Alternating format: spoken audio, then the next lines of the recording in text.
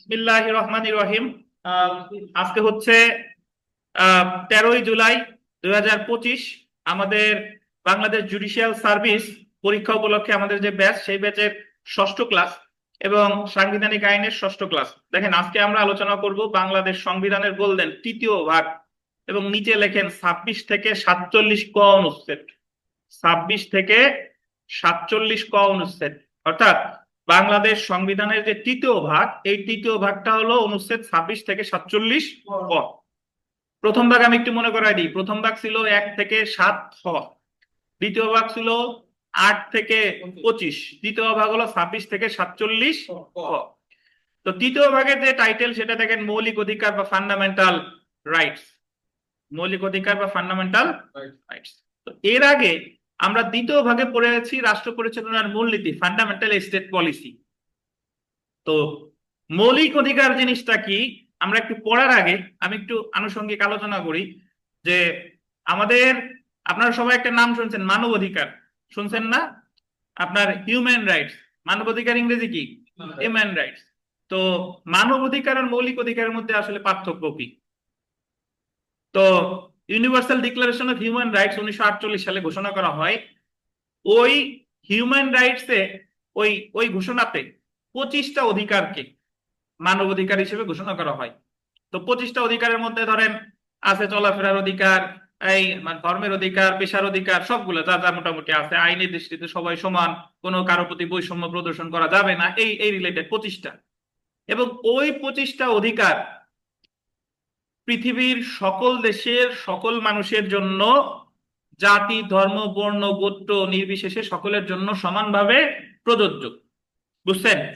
মানবাধিকার পৃথিবীর সকল দেশের সকল নাগরিকদের জন্য সমানভাবে প্রযোজ্য। তবে ভাই, কথা আছে, মানবাধিকার যদি লঙ্ঘিত হয়, এর বিরুদ্ধে, ধরেন আপনার বাংলাদেশে এই যে ধরেন ইসরায়েল, ইসরায়েল ফিলিস্তিনিদের প্রতিদিন 100 জন বা তার বেশি করে মারতেছে, বাট আমাদের কিন্তু কোনো মানে বিশ্ববাসী মোটামুটি এটা সহ্য করতে করতে সয়ে গেছি নাকি?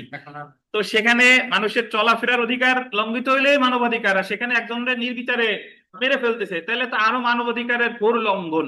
কিন্তু জাতিসংঘ এখানে চুপ, বা মুসলিম রাষ্ট্র বা অন্যান্য রাষ্ট্রসমূহ চুপ, বা যারা সরব হচ্ছে তাদের আসলে মানে কিছু করার ক্ষমতা নাই। তাহলে মানব অধিকার লঙ্ঘিত হইলে এটা আদালতের মাধ্যমে বলবৎ করা যায় না, এবং এটা হচ্ছে একটা দুর্বল প্রকৃতির অধিকার, মানে এটা মানতে বাধ্য, কিন্তু না মানলে তেমন কিছু করার নাই। বুঝছেন? কিন্তু এই 25টা মানবাধিকারের মধ্য থেকে পৃথিবীর বিভিন্ন দেশ তাদের সংবিধানে ওই 25টা থেকে তাদের যতগুলো মনে হয়, 25টা থেকে যতগুলো মনে হয় ততগুলারে আপনার মৌলিক অধিকার হিসেবে সংবিধানে ঘোষণা দেয়, সংবিধানে দেয়। এবং যেরকম ওই 25টা থেকে বাংলাদেশ সংবিধানের তৃতীয় ভাবে মৌলিক অধিকারে 18টা নির্বাচিত করা হয়েছে। তাহলে ওই 25টা মানবাধিকার থেকে বাংলাদেশ সংবিধানে মৌলিক অধিকার হয়েছে কয়টা? 18টা। তো মৌলিক অধিকার, তাহলে মানবাধিকারকে যখন সাংবিধানিক রূপ দেওয়া হচ্ছে, তখন সেটা হয়ে যাবে কি? মৌলিক অধিকার। এবং মৌলিক অধিকার যদি লঙ্ঘিত হয়, তাহলে বাংলাদেশ সংবিধান অনুসারে মৌলিক অধিকার লঙ্ঘিত হইলে আপনি বাংলাদেশ সুপ্রিম কোর্টের হাইকোর্ট ডিভিশনে রিট করতে পারেন, এবং বাংলাদেশ সংবিধান ওই রিটে আপনারে প্রতিকার, মৌলিক অধিকার যেটা লঙ্ঘন হয়েছে সেটা আপনার ফিরাই দিতে পারে। বুঝছেন? তাহলে আমরা কি বুঝলাম? যে সকল মৌলিক অধিকারই মানব অধিকার, কিন্তু সকল মানব অধিকারই মৌলিক অধিকার নয়। এবং মৌলিক অধিকারের আইনগত ভিত্তি শক্ত, কিন্তু মানবাধিকারের আইনগত ভিত্তি শক্ত না। আশা করি একটু হলেও বুঝতে পারছেন। আর এখন চলে আসি যে আমাদের যে রাষ্ট্র পরিচালনার মূল নীতি এবং মৌলিক অধিকার, এই দুইটা মানে দ্বিতীয় ভাগ আর তৃতীয় ভাগের মধ্যে আসলে পার্থক্য কি? পার্থক্য হলো যে রাষ্ট্র পরিচালনার মূলনীতি যেগুলা আছে, এইগুলা যদি রাষ্ট্র আহ মানে বাস্তবায়ন করতে চায়, তাহলে রাষ্ট্রের অর্থনৈতিকভাবে সক্ষম হতে হবে। রাষ্ট্র পরিচালনার মূলনীতি আমরা পড়ে এসেছি, দেখেন। উদাহরণস্বরূপ বলতে পারি যে বৈদ্যুতিকরণের ব্যবস্থা করা, বেকারত্ব অবসান করা, সুযোগের সমতা, তারপরে জাতীয় স্মৃতি নিদর্শন এগুলো সংরক্ষণ করা, তারপরে যে অন্ন বস্ত্র চিকিৎসার ব্যবস্থা করা। তাহলে এইগুলা যদি আপনি যদি কারো বেকারত্ব নিরসন করতে চান, আপনি যদি কাউরে মানে কারেন্টের ব্যবস্থা করতে চান, বিদ্যুতের ব্যবস্থা করতে চান, তাহলে রাষ্ট্র কি কিসের দরকার আছে? অনেক টাকা পয়সা দরকার। টাকা পয়সার দরকার আছে। তাহলে রাষ্ট্র পরিচালনার মূলনীতি যেগুলো আছে এইগুলা যদি রাষ্ট্র বাস্তবায়ন করতে চায় তাহলে রাষ্ট্রকে অর্থনৈতিকভাবে স্বাবলম্বী হতে হবে। এজন্য আমাদের বাংলাদেশ সংবিধানের অনুচ্ছেদ 8-এ বলা হয়েছে যে মূলনীতি সমূহ আদালতের মাধ্যমে বলবৎ করা যাবে না। বুঝছেন? কিন্তু মৌলিক অধিকার, এই যে আজকে থেকে আমরা শুরু করব, এই মৌলিক অধিকারগুলো হলো এগুলা বাস্তবায়ন করতে রাষ্ট্রের অর্থনৈতিক সক্ষমতার দরকার নাই, এগুলা এমনিতেই বলবৎ করা যায়। উদাহরণস্বরূপ আমি যদি বলি, দেখেন আইনের দৃষ্টিতে সবাই সমান, তারপরে আপনার চলাফেরার অধিকার, কাউরে রাস্তা দিয়ে চলতে কি আমার টাকা দেওয়া লাগবে? না। রাস্তা বানাইতে টাকা লাগবে, কিন্তু রাস্তা দিয়ে চলতে কিন্তু টাকা পয়সা দেওয়া লাগবে না। সমাবেশের অধিকার, ধর্মের স্বাধীনতা, আমি কোন ধর্ম পালন করবো এটা একান্ত আমার নিজস্ব ব্যাপার। তো আমার এই জায়গা এইগুলাই হচ্ছে কি বলেন মৌলিক অধিকার। তাহলে মৌলিক অধিকার গুলো যে বেসিক যে পার্থক্য, যে মৌলিক অধিকার আদালতের মাধ্যমে বলবৎ করা যায়, রাষ্ট্র পরিচালনার মূলনীতি আদালতের মাধ্যমে বলবৎ করা যায় না। মূলনীতি সমূহ বাস্তবায়ন করতে হলে রাষ্ট্রের অর্থনৈতিকভাবে স্বাবলম্বী হতে হয়, কিন্তু মৌলিক অধিকার বাস্তবায়ন করতে হলে রাষ্ট্রের অর্থনৈতিকভাবে স্বাবলম্বী হওয়ার প্রয়োজন নাই। সো আমরা পড়া শুরু করে দেখেন যে মৌলিক অধিকার বা ফান্ডামেন্টাল রাইটস এর প্রথম যে অনুচ্ছেদ সেটা হলো অনুচ্ছেদ 26। মৌলিক অধিকারের সাথে অসামঞ্জস্য আইন বাতিল। এই ভাগের বিধানাবলীর সাথে অসামঞ্জস্য সকল প্রচলিত আইন, গোল দেবেন, যতখানি অসামঞ্জস্যপূর্ণ এই সংবিধান প্রবর্তন হতে শব্দটা গোল দেন, প্রবর্তন হতে সেই সকল আইনের ততখানি বাতিল হয়ে যাবে, সেই সকল আইনের ততখানি বাতিল হয়ে যাবে। এই কথাটার অর্থ কি দেখেন, এখানে বলছে যে বাংলাদেশ সংবিধান তো আপনার আপনার উত্থাপিত হয়েছে 12ই অক্টোবর 1972, গৃহীত হয়েছে 4 নভেম্বর 1972, আর কার্যকর হয়েছে 16ই ডিসেম্বর 1972, মনে আছে কিনা? তো এই বাংলাদেশ সংবিধানের ভাই প্রবর্তনের আগে থেকেই তো আমাদের দেশে অন্যান্য আইন ছিল না? অন্যান্য আইন তো আছে। তাহলে 26-এর 1-এ বলতেছে যে সংবিধান প্রণয়নের পর যদি দেখা যায় যে বাংলাদেশে যে সকল আইন আগে থেকেই প্রচলিত আছে, ওই আইনের যদি কোনোটুকু সংবিধানের সাথে অসামঞ্জস্য হয় তাহলে সেই অংশটুকু কি হয়ে যাবে? বাতিল বলে গণ্য হবে, ততখানি বাতিল বলে গণ্য হবে। আর 2 নম্বরটা পড়েন, 26-এর 2, রাষ্ট্র এই ভাগের কোন বিধানের সাথে, আন্ডারলাইন করেন, অসামঞ্জস্য কোনো আইন প্রণয়ন করবে না। মানে যখন সংবিধান প্রণয়ন করছে তারপরে যদি কোনো আইন তৈরি করে এবং অনুরূপ কোনো আইন প্রণীত হলে তা এই ভাগের কোনো বিধানের সাথে যতখানি অসামঞ্জস্যপূর্ণ ততখানি বাতিল হয়ে যাবে। তাহলে বলতেছে 26-এর 2-এ বলতেছে যে সংবিধান প্রণয়নের পরে যদি কোনো আইন প্রণয়ন করে ওই আইনের যতখানি অসামঞ্জস্যপূর্ণ ততটুকু বাতিল হবে 26-এর 2। আর 26-এর 1 বলছে যে যখন সংবিধান প্রণয়ন করছে তার আগে যে আইনগুলো বাংলাদেশে আছে ওইগুলা যদি সংবিধানের সাথে অসামঞ্জস্যপূর্ণ হয় তাহলে বাতিল হবে। এটা হলো 26-এর 1। আপনারা 1 আর 2 বুঝছেন কিনা? 26-এর 1 বলতেছে আগের আইন, আর 26-এর 2 বলতেছে সংবিধান কার্যকর হওয়ার পরের আইন। ক্লিয়ার? হ্যাঁ জি। দেখেন তারপরে আমরা 26-এর 3টা দেখি যে সংবিধানের 142 অনুচ্ছেদের অধীন প্রণীত সংশোধনীর ক্ষেত্রে এই অনুচ্ছেদের কোনো কিছুই প্রযোজ্য হবে না। আন্ডারলাইন করে 3টে স্টার দেন, আমি ব্যাখ্যা দিচ্ছি। বাংলা মানে সংবিধানের কত অনুচ্ছেদ? 142। শুনেন, বাংলাদেশ সংবিধানের 142 অনুচ্ছেদ পড়তে গেলে আমাদের আরো বেশ কিছু সময় লাগবে, বাট 142-এ আসলে আছে কি? 142-এ আছে সংবিধান সংশোধন। মানে সংবিধান এই পর্যন্ত সংশোধন হয়েছে কতবার? 17 বার। তাহলে এই সংশোধনীটা যে বিধানটা কিভাবে সংবিধান সংশোধন করা হবে এই বিধানটা আছে বাংলাদেশ সংবিধানের 142 অনুচ্ছেদে। তো ওই জায়গায় এই 26 অনুচ্ছেদে বলতেছে যে সংবিধান সংশোধনীর মাধ্যমে যদি এমন কোন আইন তৈরি করা হয় যেটা সংবিধানের সাথে কোনো অংশের পরিপন্থী তাহলে সেটা আবার বাতিল হবে না। কাহিনী বুঝেন কিনা? বলতেছে যে সংবিধান সংশোধন করিয়া এমন একটা আইন করলো যেটা মৌলিক অধিকারের সাথে কি সাংঘর্ষিক, কিন্তু ওইটুকু আবার বাতিল বলে গণ্য হবে না। বুঝেন নাই তানভীর? বুঝতে পারছি। অন্যান্য আইন সংবিধানের সাথে অসামঞ্জস্যপূর্ণ হইলে বাতিল হবে, সেটা বাংলাদেশের আগে থেকে হোক বা সংবিধান প্রণয়নের পরে থেকে হোক, কিন্তু সংবিধান সংশোধনের মাধ্যমে যদি কোনো আইন তৈরি করা হয়, ওই আইনটা তো সংবিধানেই আছে, মানে সংবিধানে কোনো বিধান যুক্ত করছে, যে বিধানটা সংবিধানের মৌলিক অধিকারের সাথে কি অসামঞ্জস্যপূর্ণ, তাহলে সেই সংশোধনীটা কিন্তু বাতিল বলে গণ্য হবে না। কেন হবে না? এই যে এখানে দেখেন, সংবিধানের 142 অনুচ্ছেদের অধীন প্রণীত সংশোধনীর ক্ষেত্রে এই অনুচ্ছেদের কোনো কিছুই প্রযোজ্য হবে না। তো আমরা আপাতত একটু বললাম, এখন আমরা একটু পড়ি, তাহলে বুঝতে পারবেন। দেখেন,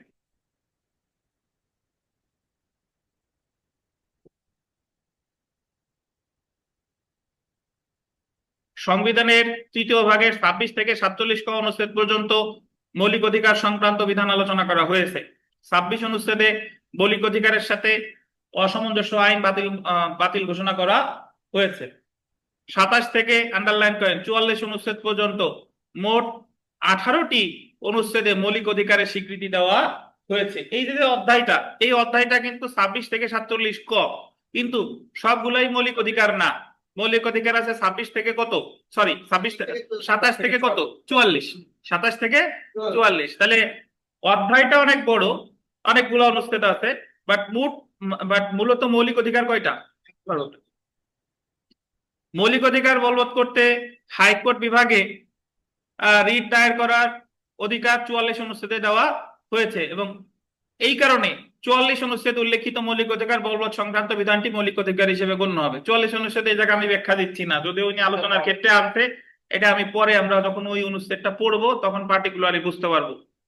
আর এই জায়গায় অনেকগুলো কথা বলছে, এই কথাগুলো এই মুহূর্তে আলোচনা করতেছি না। আমি 26 এই জায়গা যা পড়ছি এটা, কারণ এই জায়গা যে কথাগুলো বলছে ওই কথাগুলো এখন পর্যন্ত আমাদের মানে সামনে পড়ে আসি, তারপরে এই জিনিসগুলো আমরা ভালো বুঝতে পারবো। তো আপাতত আমরা 26 অনুচ্ছেদে যতটুকু পড়ছি এইটুকু মনে রাখেন, যে মৌলিক অধিকারের সাথে অসামঞ্জস্যপূর্ণ আইন বাতিল কত ধারায় কত অনুচ্ছেদে বলেছে?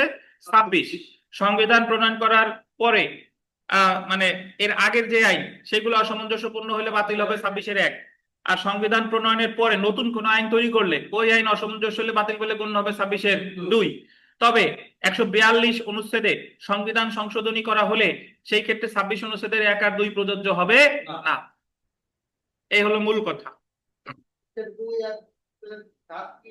আচ্ছা, ধন্যবাদ। এখন এই যে আমরা আলোচনায় আসতেছি, এই 26 যে অনুচ্ছেদটা আমরা পড়লাম এটার সাথে মূলত মিল আছে কত অনুচ্ছেদের বলেন তো? 7 অনুচ্ছেদ, যে সাংবিধানিক প্রাধান্য মনে আছে? 142 যদি আরেকবার বলি, যে মানে এটা কি এরকম যে সংবিধানে যদি একটা করা হয় তাহলে সেক্ষেত্রে আর 26-এর 1-2 কোনো অসুবিধা হবে না। জি, আচ্ছা, সংবিধানে যদি সংবিধান সংশোধন, আলাদা কোনো আইন না, ওটা সংবিধান সংশোধন করছে, বুঝছেন? সংবিধান সংশোধন করলে সেই ক্ষেত্রে 26-এর 1 আর 26-এর 2 প্রযোজ্য হবে না। সংবিধানেই যদি ওই মানে ওই ধরনের কোনো একটা স্বীকৃতি দেওয়া হয়, জি, এমন কোন আইনের স্বীকৃতি দেওয়া হয় যেটা হচ্ছে 26-এর 1-2 এর সাথে জি, ঝামেলাপূর্ণ, কিন্তু সেই ক্ষেত্রে প্রযোজ্য হবে না, ব্যাপারটা তো এরকম। জেনে রাখা ভালো। দেখেন, আমরা জেনে রাখা ভালোতে চলে আসি। এই এই আলোচনাটুকু আমরা পরে পড়বো, আপাতত জেনে রাখা ভালোতে আসি। ডক্ট্রিন অফ সিভিয়ার, আচ্ছা দেখেন আমরা একটু শুরু করি। Doctrine of সেভারাবিলিটি। সেভারাবিলিটি, এটার বাংলাটা একটু লেখেন, বিচ্ছিন্নতাবাদ মতবাদ। এত প্রতিকূলতা হলে তো হবে না।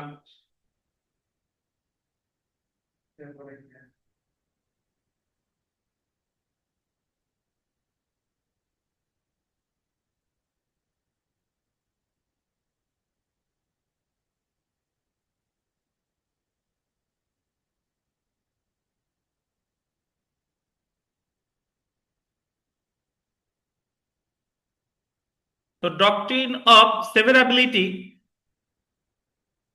বিচ্ছিন্নতাবাদ মতবাদ, এটা আসলে অনুযায়ী দেখেন, মৌলিক অধিকার সম্পর্কিত বিধানাবলীর সাথে, আন্ডারলাইন করেন, মৌলিক অধিকার সম্পর্কিত বিধানাবলীর সাথে কোনো আইনের যতখানি অসামঞ্জস্যপূর্ণ ততখানি বাতিল হবে যদি সামঞ্জস্য অংশ হতে পৃথক করা যায়। কিন্তু যদি অসামঞ্জস্য অংশ সামঞ্জস্য অংশ হতে পৃথক করা সম্ভব না হলে সম্পূর্ণ আইনটি বাতিল হতে পারে। মানে বলতেছে যে মৌলিক অধিকারের সাথে একটা আইন আছে, যে আইনের কিছু অংশ অসামঞ্জস্যপূর্ণ। এখন ওই কিছু অংশ বাতিল করতে গেলে দেখা গেল যে বাতিল করতে হলে সব বাতিল করতে হবে, নাহলে শুধু কিছু অংশ বাতিল করা যায় না, তাহলে সবই ওই আইনটা পুরোটাই বাতিল। আর যদি দেখে যে কিছু অংশরে পৃথক করা যায়, তাহলে কিছু অংশ পৃথক করা যাবে, বিচ্ছিন্নতাবাদ মতবাদ।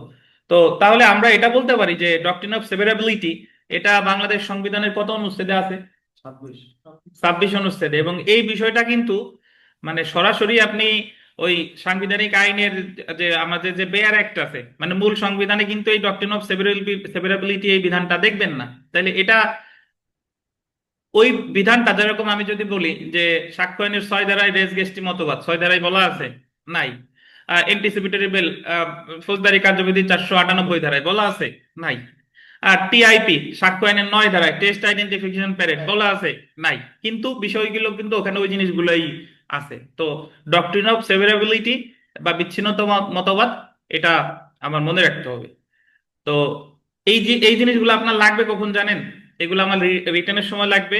ইভেন এই যে যে আমরা যে এমসিকিউ পরীক্ষা দেব, এই জায়গায় আসবে যে সেভারেবিলিটি মতবাদ এটা বাংলাদেশ সংবিধানের কত অনুচ্ছেদে প্রতিফলিত হয়েছে, কত অনুচ্ছেদ? 26 অনুচ্ছেদে। তাই ফেরদৌস, সেভারেবিলিটি বুঝছেন কি বলেন তো? মৌলিক অধিকারের সাথে অসামঞ্জস্যপূর্ণ আইন বাতিল বলে গণ্য হবে, হলো সহজ কথা। মৌলিক অধিকারের সাথে অসামঞ্জস্যপূর্ণ আইন বাতিল বলে গণ্য হবে। যতটুকু অসামঞ্জস্যপূর্ণ ততটুকু বাতিল। যদি মনে হয় যে সম্পূর্ণটুকু মানে ওইটুকু বাতিল করতে হলে পুরো আইনটাই বাতিল হয়ে যায়, তাহলে পুরো আইনই বাতিল। ঠিক আছে? মানুষের শরীরে গ্যাংগ্রিন হয় না? ধরেন এই যে যে গ্যাংগ্রিন হলে ওই কখনো কখনো যদি মনে হয় যে এক আঙ্গুল কাটলে হচ্ছে, তাহলে এক আঙ্গুল। আর যদি মনে হয় যে পা বাঁচাইতে হইলে পুরো পাই কাটতে হবে, পুরো পাই কাটতে হবে। বিষয়টা হলো তাই। আমাদের বাড়িতে পানির লাইন দিয়ে গেছে জি। এখন আম গাছের পাশ দিয়ে গেছে, এখন আম গাছের শিকড় মানে চাপটি দিছে, হ্যাঁ তো এখন পানি যাচ্ছে ওই জায়গাটা ফেটে গেছে। এখন মিস্ত্রি এসে এক জায়গায় ঠিক করছে, দেখে তাও ঠিক হয় না।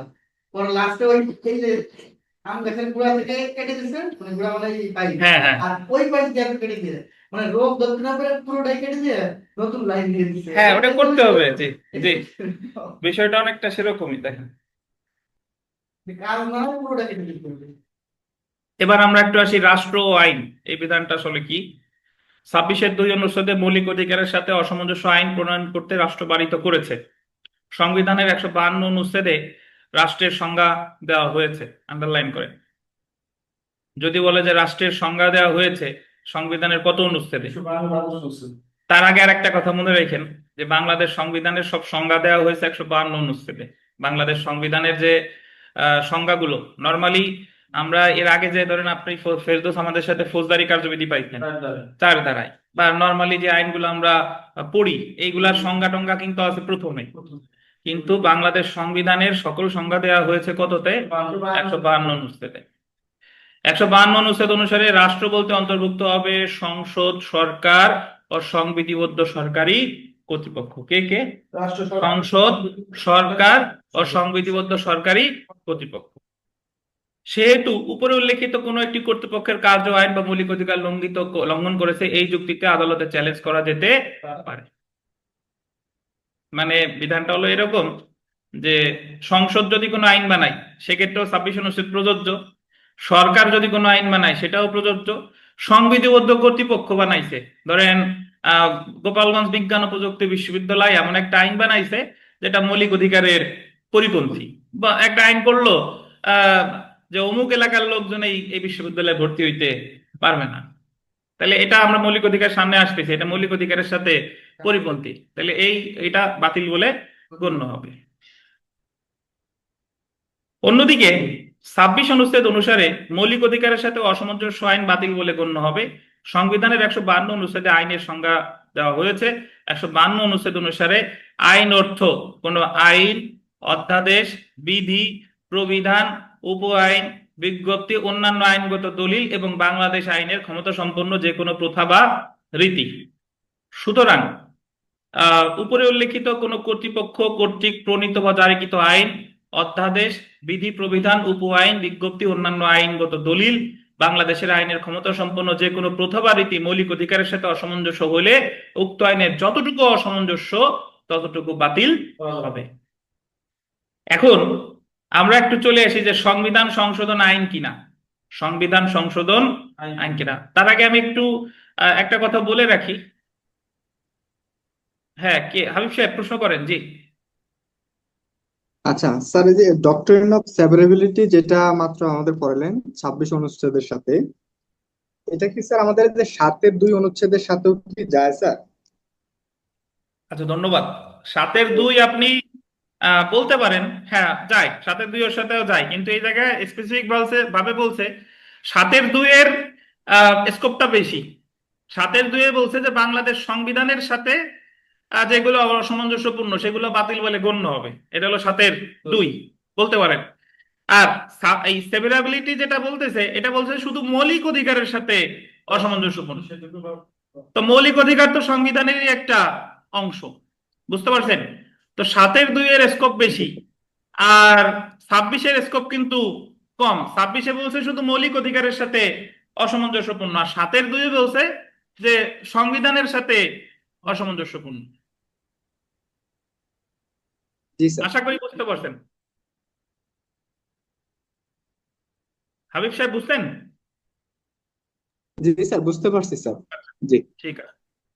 এখন যারা আমাদের ইউটিউব লিসনার আছেন বা ইউটিউবে যারা আমাদের ক্লাস করেন বা অন্যান্য যারা আছেন তাদের উদ্দেশ্যে বলি, সেটা হলো যে বাংলাদেশে যদি কোনো মানে আপনি যদি গুগলেও সার্চ দেন বাংলাদেশে যত আইন আছে, সবচেয়ে বেশি বই লেখা হয়েছে বা গুগলে সবচেয়ে বেশি কলাম টলাম পাবেন সাংবিধানিক আইনে। ঠিক আছে?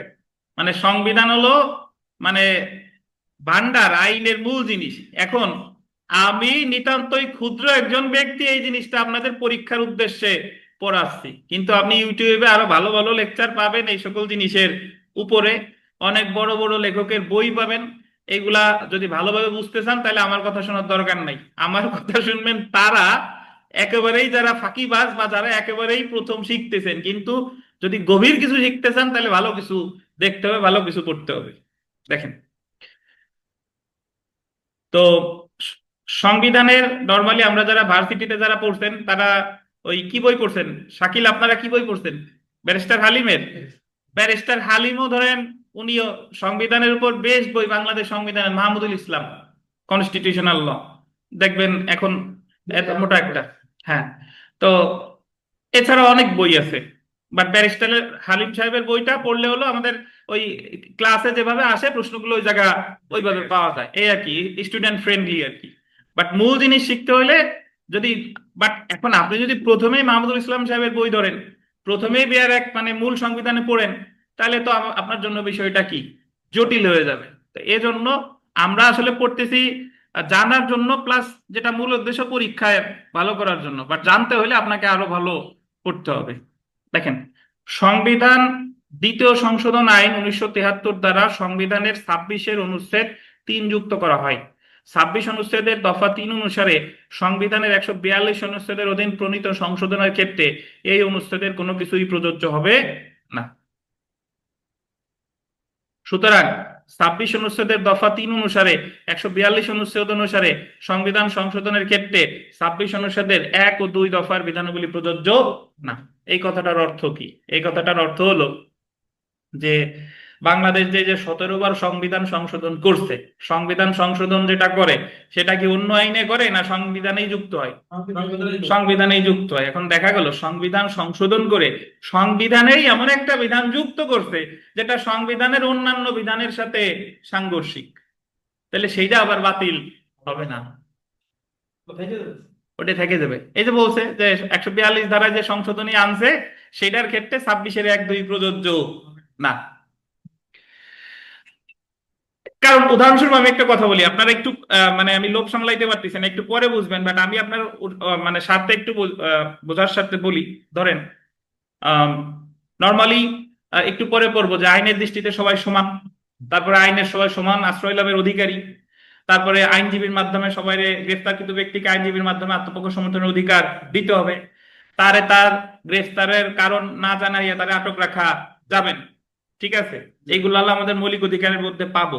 কিন্তু এই দ্বিতীয় সংশোধনী, আমাদের সংবিধানের দ্বিতীয় সংশোধনীতে যুক্ত করা হয় স্পেশাল পাওয়ার্স অ্যাক্ট, যে জায়গায় আছে প্রিভেন্টিভ ডিটেনশন, নিবর্তনমূলক আটক। মানে ওই ওই জায়গায় বলা আছে যে যদি বাংলাদেশের শত্রু বা বাংলাদেশের আইন শৃঙ্খলা ব্যাহত হইতে পারে এই ধরনের প্রিজুডিশিয়াল অ্যাক্ট করে, ক্ষতিকারক কার্য করে, তাহলে তারে গ্রেফতার করা যাবে, এবং তারে গ্রেফতার করলে তারে ওই আইনজীবীর মাধ্যমে আত্মপক্ষ সমর্থনের অধিকারও পাবে না, আর তারে একটানা এতদিন আটক রাখা যাবে, তার বিরুদ্ধে কোনো রিট টিট কিছু করা যাবে না। তাহলে মনে হচ্ছে না এগুলো মৌলিক অধিকারের লঙ্ঘন হয়েছে এই জায়গা? বাট এটা এই অংশ, এই প্রিভেন্টিভ ডিটেনশনের এই বিধান আবার বাতিল বলে গণ্য হবে না। কেন হবে না? কারণ এই বিধানটা যুক্ত করছে ওইটা করার সাথে সাথেই 26-3 যুক্ত করে দিছে যে সংবিধান সংশোধনীর মাধ্যমে যদি কোনো বিধান সংবিধানেই যুক্ত করা হয় যেটা সংবিধানের মৌলিক অধিকারের সাথে অসামঞ্জস্যপূর্ণ, সেটা আবার বাতিল করা যাবে না। এই 26-1 বা 26-2 শুধুমাত্র যে আইনগুলো সংবিধানের অংশ না, মানে এই যে ফৌজদারি কার্যবিধি, তারপরে যে আপনার ডিজিটাল নিরাপত্তা অ্যাক্ট বা অন্যান্য যে আইন আছে ওইগুলো যদি করে তাইলে আবার সেটা বাতিল বলে গণ্য হবে। এই হলো মূল কথা। মানে আমি যা করব আমার টুক বাতিল হবে না, কিন্তু মানে আমার টুক মানে হলো আমি সংবিধান আমার সংশোধনী করলে ওইটুক বাতিল হবে না, কিন্তু অন্য যা যা আছে ওদের ক্ষেত্রে এইটা প্রযোজ্য। দেখেন এখন তো মৌলিক অধিকারকে বেসিক ক্যাটাগরির অন্তর্ভুক্ত করছে, এখন তো চাইলেই দেখেন তো 26 অনুচ্ছেদ অনুসারে সংবিধান সংশোধন আইনের সংজ্ঞার আওতাভুক্ত না, সংবিধানের 152 অনুচ্ছেদে আইনের সম্প্রসারিত অর্থ দেওয়া হয়েছে। আইনের উক্ত সংজ্ঞায় সংবিধান শব্দটি ব্যবহৃত হয়নি। মানে আমরা তো জানি সংবিধানের সকল সংজ্ঞা দেওয়া হয়েছে কোথায়? 152-তে। ওই জায়গায় আইন বলতে সংবিধান বোঝানো হয় নাই। ভারতের সংবিধানের 13-2 অনুচ্ছেদে সংবিধান সংশোধনকে আইনের সংজ্ঞার অন্তর্ভুক্ত করা হয়নি। আমরা তো কোনো জিনিস হঠাৎ করে পাই নাই, আমরা তো বিভিন্ন জায়গা থেকে ধার আনছি। বুঝতে পারছেন? ধার মানে হলো অমুক জায়গায় তমুক জায়গায়। নর্মালি বাংলাদেশ সংবিধান কোন কোন দেশের সংবিধানের আলোকে তৈরি হয়েছে বলে? ভারত যুক্তরাজ্য। ভারত আর যুক্তরাজ্য নাকি? তাহলে ভারতীয় সংবিধানেও বলছে যে সংবিধান সংশোধন কোনো আইন না। তো আনোয়ার হোসেন চৌধুরী ভার্সেস বাংলাদেশ, এই মামলাটা কত সংশোধনী নামে পরিচিত বলেন? মনে আছে? 8ম সংশোধনী। 7 অনুচ্ছেদের অর্থ অনুসারে সংবিধান সংশোধন আইনের অন্তর্ভুক্ত করা হয়নি, ঠিক যেভাবে এটা 26 অনুচ্ছেদ অনুসারে আইন না। এই মামলায় এই কথা বলছে। তো 7 অনুচ্ছেদে ব্যবহৃত অন্য কোনো আইন বলতে সংবিধান সংশোধনকে বোঝানো হয়নি, এবং অন্য কোনো আইন বলতে দেশে বলবৎ বা প্রণীত হতে পারে এমন সাধারণ আইনকে বোঝানো হয়েছে। সংবিধান সংশোধন দ্বারা সংশোধিত বিধানসমূহ সংবিধান তথা সর্বোচ্চ আইনের অংশ পরিণত হয়। মানে সংবিধান যদি আপনি সংশোধন করেন তাহলে এটা কিসে পরিণত হয়? সর্বোচ্চ আইন। সুতরাং সংবিধান সংশোধনকে অন্য কোনো আইনের আওতাভুক্ত করা হলে সংবিধান ও সাধারণ আইনের মধ্যে কোনো পার্থক্য থাকে না। সংবিধানের 7 অনুচ্ছেদের আলোকে সংবিধান সংশোধনের বৈধতা নিরীক্ষা করা যায় না। সংবিধানের 26-2 অনুচ্ছেদের আলোকে 142 অনুচ্ছেদ অনুসারে সংবিধানের কোনো সংশোধন মৌলিক অধিকারের সাথে অসামঞ্জস্যপূর্ণ, এই কারণে উক্ত সংশোধনী চ্যালেঞ্জ করা যায় না।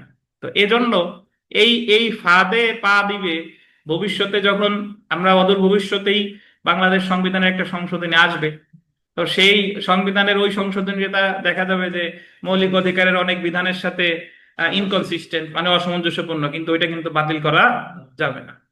দেখেন তাহলে আমরা বিচারিক পর্যালোচনা মতবাদ, doctrine of judicial review. Judicial review এর আগেই আমরা ধারণা পাইছি, মানে জুডিশিয়াল রিভিউ মোট বেশ কতগুলা মামলায়, সর্বপ্রথম মারেবাড়ি ভার্সেস মেডিসন, বাংলাদেশের প্রেক্ষাপটে আনোয়ার হোসেন চৌধুরী ভার্সেস বাংলাদেশ, তারপরে ভারতীয় প্রেক্ষাপটে কেশবানন্দ ভারতী স্টেট অফ কেরালা।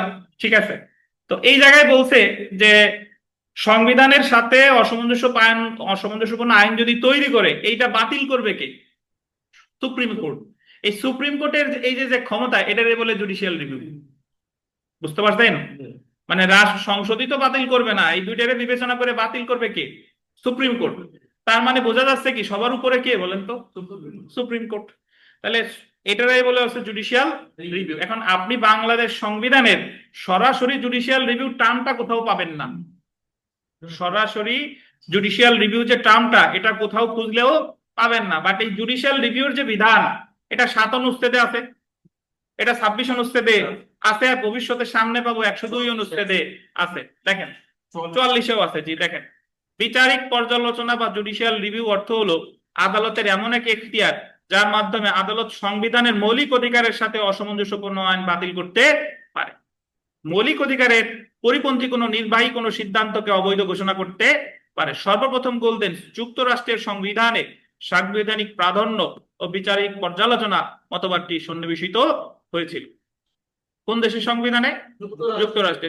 যদি পরীক্ষায় প্রশ্ন আসে যে জুডিশিয়াল রিভিউ কোন দেশের সংবিধানে সর্বপ্রথম প্রতিফলিত হয়? যুক্তরাষ্ট্রে। হচ্ছে judicial review. Judicial review supremacy হচ্ছে না, বেসিক কাঠামো হচ্ছে ভারত।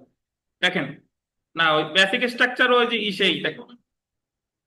আচ্ছা যাই হোক, আসতেছি দেখেন সর্বপ্রথম 1803 সালে মারবারি ভার্সেস মেডিসন মামলায় বিচারপতি বলতেন জন মার্শাল। বিচারপতি মহোদয়ের নাম কি? জন মার্শাল বিচার বিভাগীয় পুনর্বিবেচনা মতবাদ ব্যাখ্যা করে সংসদ কর্তৃক বিধিবদ্ধ আইন ও নির্বাহী কর্তৃপক্ষের যে কোনো পদক্ষেপ যদি সংবিধানের সহিত, আন্ডারলাইন করবেন, অসামঞ্জস্যপূর্ণ হয়, সেই আইন বা আদেশ বা পদক্ষেপ সুপ্রিম কোর্টে ইহার জুডিশিয়াল রিভিউয়ের ক্ষমতা বলে বাতিল আল্ট্রাভাইরেস ঘোষণা করতে পারে। আল্ট্রাভাইরেস অর্থ কি? ক্ষমতা বহির্ভূত। আল্ট্রাভাইরেস অর্থ কি? ক্ষমতা বহির্ভূত, ল্যাটিন টার্ম। ঠিক আছে, তাহলে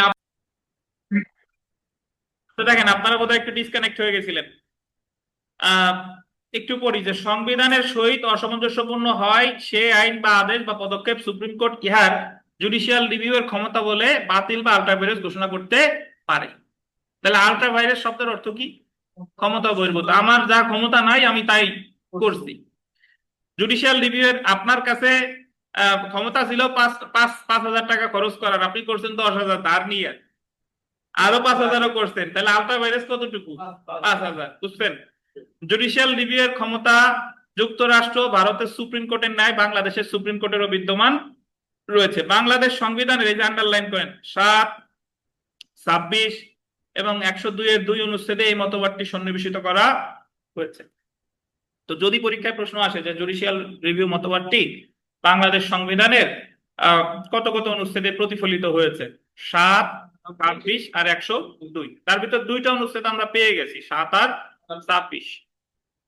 আমেরিকার সংবিধান প্রকাশ্যভাবে, এই লাইনটা আন্ডারলাইন করেন, আমেরিকার সংবিধান প্রকাশ্যভাবে বিচারিক পর্যালোচনার ক্ষমতা সুপ্রিম কোর্টকে না দিলেও বাংলাদেশের সংবিধান তা করেছে। মানে আমেরিকার সংবিধানে প্রকাশ্যভাবে বলা নাই, কিন্তু বাংলাদেশ সংবিধানে বলা আছে, যে এই 7-এ বলা আছে, 26-এ বলা আছে, 102-তে বলা আছে। কিন্তু আমেরিকার সংবিধানে প্রকাশ্যভাবে বলা নাই, কিন্তু বিচারকরা এটা প্রয়োগ করতে পারে। তো আমরা ভিআইপি দেখছেন তো, এটা হলো চাইনিজ সেটের মতো। এটা হলো ভালো কোম্পানির সেটে অনেক ফিচার নাই, কিন্তু চাইনিজ কম দামি সেটে অনেক ফিচার আছে। আচ্ছা দেখেন, আচ্ছা তো বিগত বছরের প্রশ্ন, doctrine of judicial review was first evolved in the case of Marbury versus James Madison। আর যদি বলতো এই সেম প্রশ্নটার উত্তর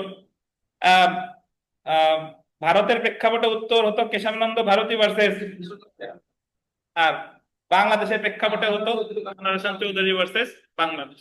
ঠিক আছে, এখন আপনার তো এতটুকু বোঝার যোগ্যতা থাকতে হবে, ধরেন আপনি শিখে গেছেন জুডিশিয়াল রিভিউ মারবারি মেডিসিন, কিন্তু ওই জায়গায় প্রশ্নে কি জানতে চাইছে এটা তো আমার দেখতে হবে। তো আমরা সেলফ প্র্যাকটিসে যা আছে পড়ে আমরা একটু নামাজের বিরতিতে যাব, যদিও একটু দেরি হয়ে গেছে। দেখেন 4 নাম্বার প্রশ্নটা পড়েন, সংবিধানের 26 অনুচ্ছেদের কোন বিধান প্রযোজ্য হবে না 23 অনুচ্ছেদের ক্ষেত্রে। 142, 3টা স্টার দেন বিবিআই। তারপরে 5 নাম্বার প্রশ্নটা দেখেন যে বিচারিক পর্যালোচনা মতবাদটি ডক্ট্রিন অফ জুডিশিয়াল রিভিউ সর্বপ্রথম কোন সংবিধানে পাওয়া যায়? যুক্তরাষ্ট্রের সংবিধানের। 6 নাম্বারটাও বেশ গুরুত্বপূর্ণ, যে বাংলাদেশ সংবিধানে কোন অনুচ্ছেদে ডক্ট্রিন অফ জুডিশিয়াল রিভিউ বা বিচারিক পর্যালোচনা মতবাদটি সন্নিবেশিত? 7, 6, 102-এর 2। 7 নম্বরে দেখেন laws inconsistent with fundamental rights to be void, মানে আপনার ওই মৌলিক অধিকারের সাথে অসামঞ্জস্যপূর্ণ আইন বাতিল হবে। ভয়েড কিন্তু ভয়েডেবল না, ভয়েড। এটা কত? 26।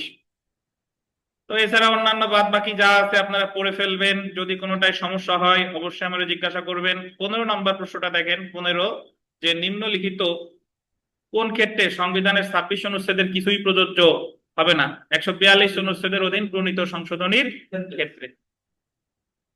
17টা দেখেন, 17 নাম্বার, যে সংবিধানের 142 অনুচ্ছেদের অধীন প্রণীত সংবিধান সংশোধন আইনের সংজ্ঞার আওতাভুক্ত না। নিম্নলিখিত কোন মামলায় বলা হয়েছে?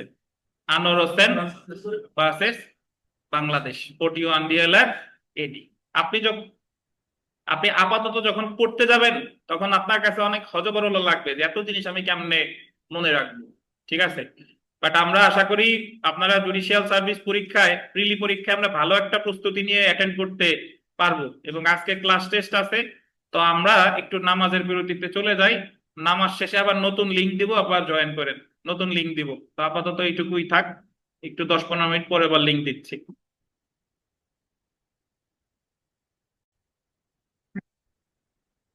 আইনের দৃষ্টিতে সমতা, 27 অনুচ্ছেদ, সকল নাগরিক আইনের দৃষ্টিতে সমান এবং আইনের সমান আশ্রয় লাভের অধিকার। বাংলাদেশে যত নাগরিক আছে তারা সবাই আইনের দৃষ্টিতে সমান এবং আইনের সমান আশ্রয় লাভের অধিকারী। তো এই কথাটার ব্যাখ্যা এখানে অনেক মানে একটু যদি পড়ি, দেখেন, সমতার অধিকার এবং বৈষম্য বিলোপ। তো আপাতত এটা মনে রাখেন যে আইনের দৃষ্টিতে সবাই সমান এবং সমান আশ্রয় লাভের অধিকারী। কত অনুচ্ছেদ? 27। তো সংবিধানের 27, 28, 29 অনুচ্ছেদ গোল দিবেন সমতার নীতি। এই 3টা অনুচ্ছেদে আলোচনা করছে কি? সমতার নীতি এবং বৈষম্যের অনুপস্থিতি আলোকপাত করা হয়েছে। 27 অনুচ্ছেদ সমতার নীতিটি সাধারণভাবে বিধৃত হয়েছে, যেখানে 28 ও 29 অনুচ্ছেদ উক্ত সমতার বিশেষ দিকগুলো আলোচনা করা হয়েছে। যদিও আমরা 28, 29 এখনো পড়ি নাই। উক্ত সমতা অর্জনে কতিপয় নির্দিষ্ট কারণের ভিত্তিতে বৈষম্য প্রদর্শন নিষিদ্ধ করা হয়েছে। 28 ও 29 অনুচ্ছেদে বৈষম্য প্রদর্শন নিষিদ্ধ করা হয়নি, সো এটুকু করার প্রয়োজন মনে করতেছি না। আমরা সরাসরি চলে আসি যে 27 অনুচ্ছেদে উল্লেখিত নীতিসমূহ।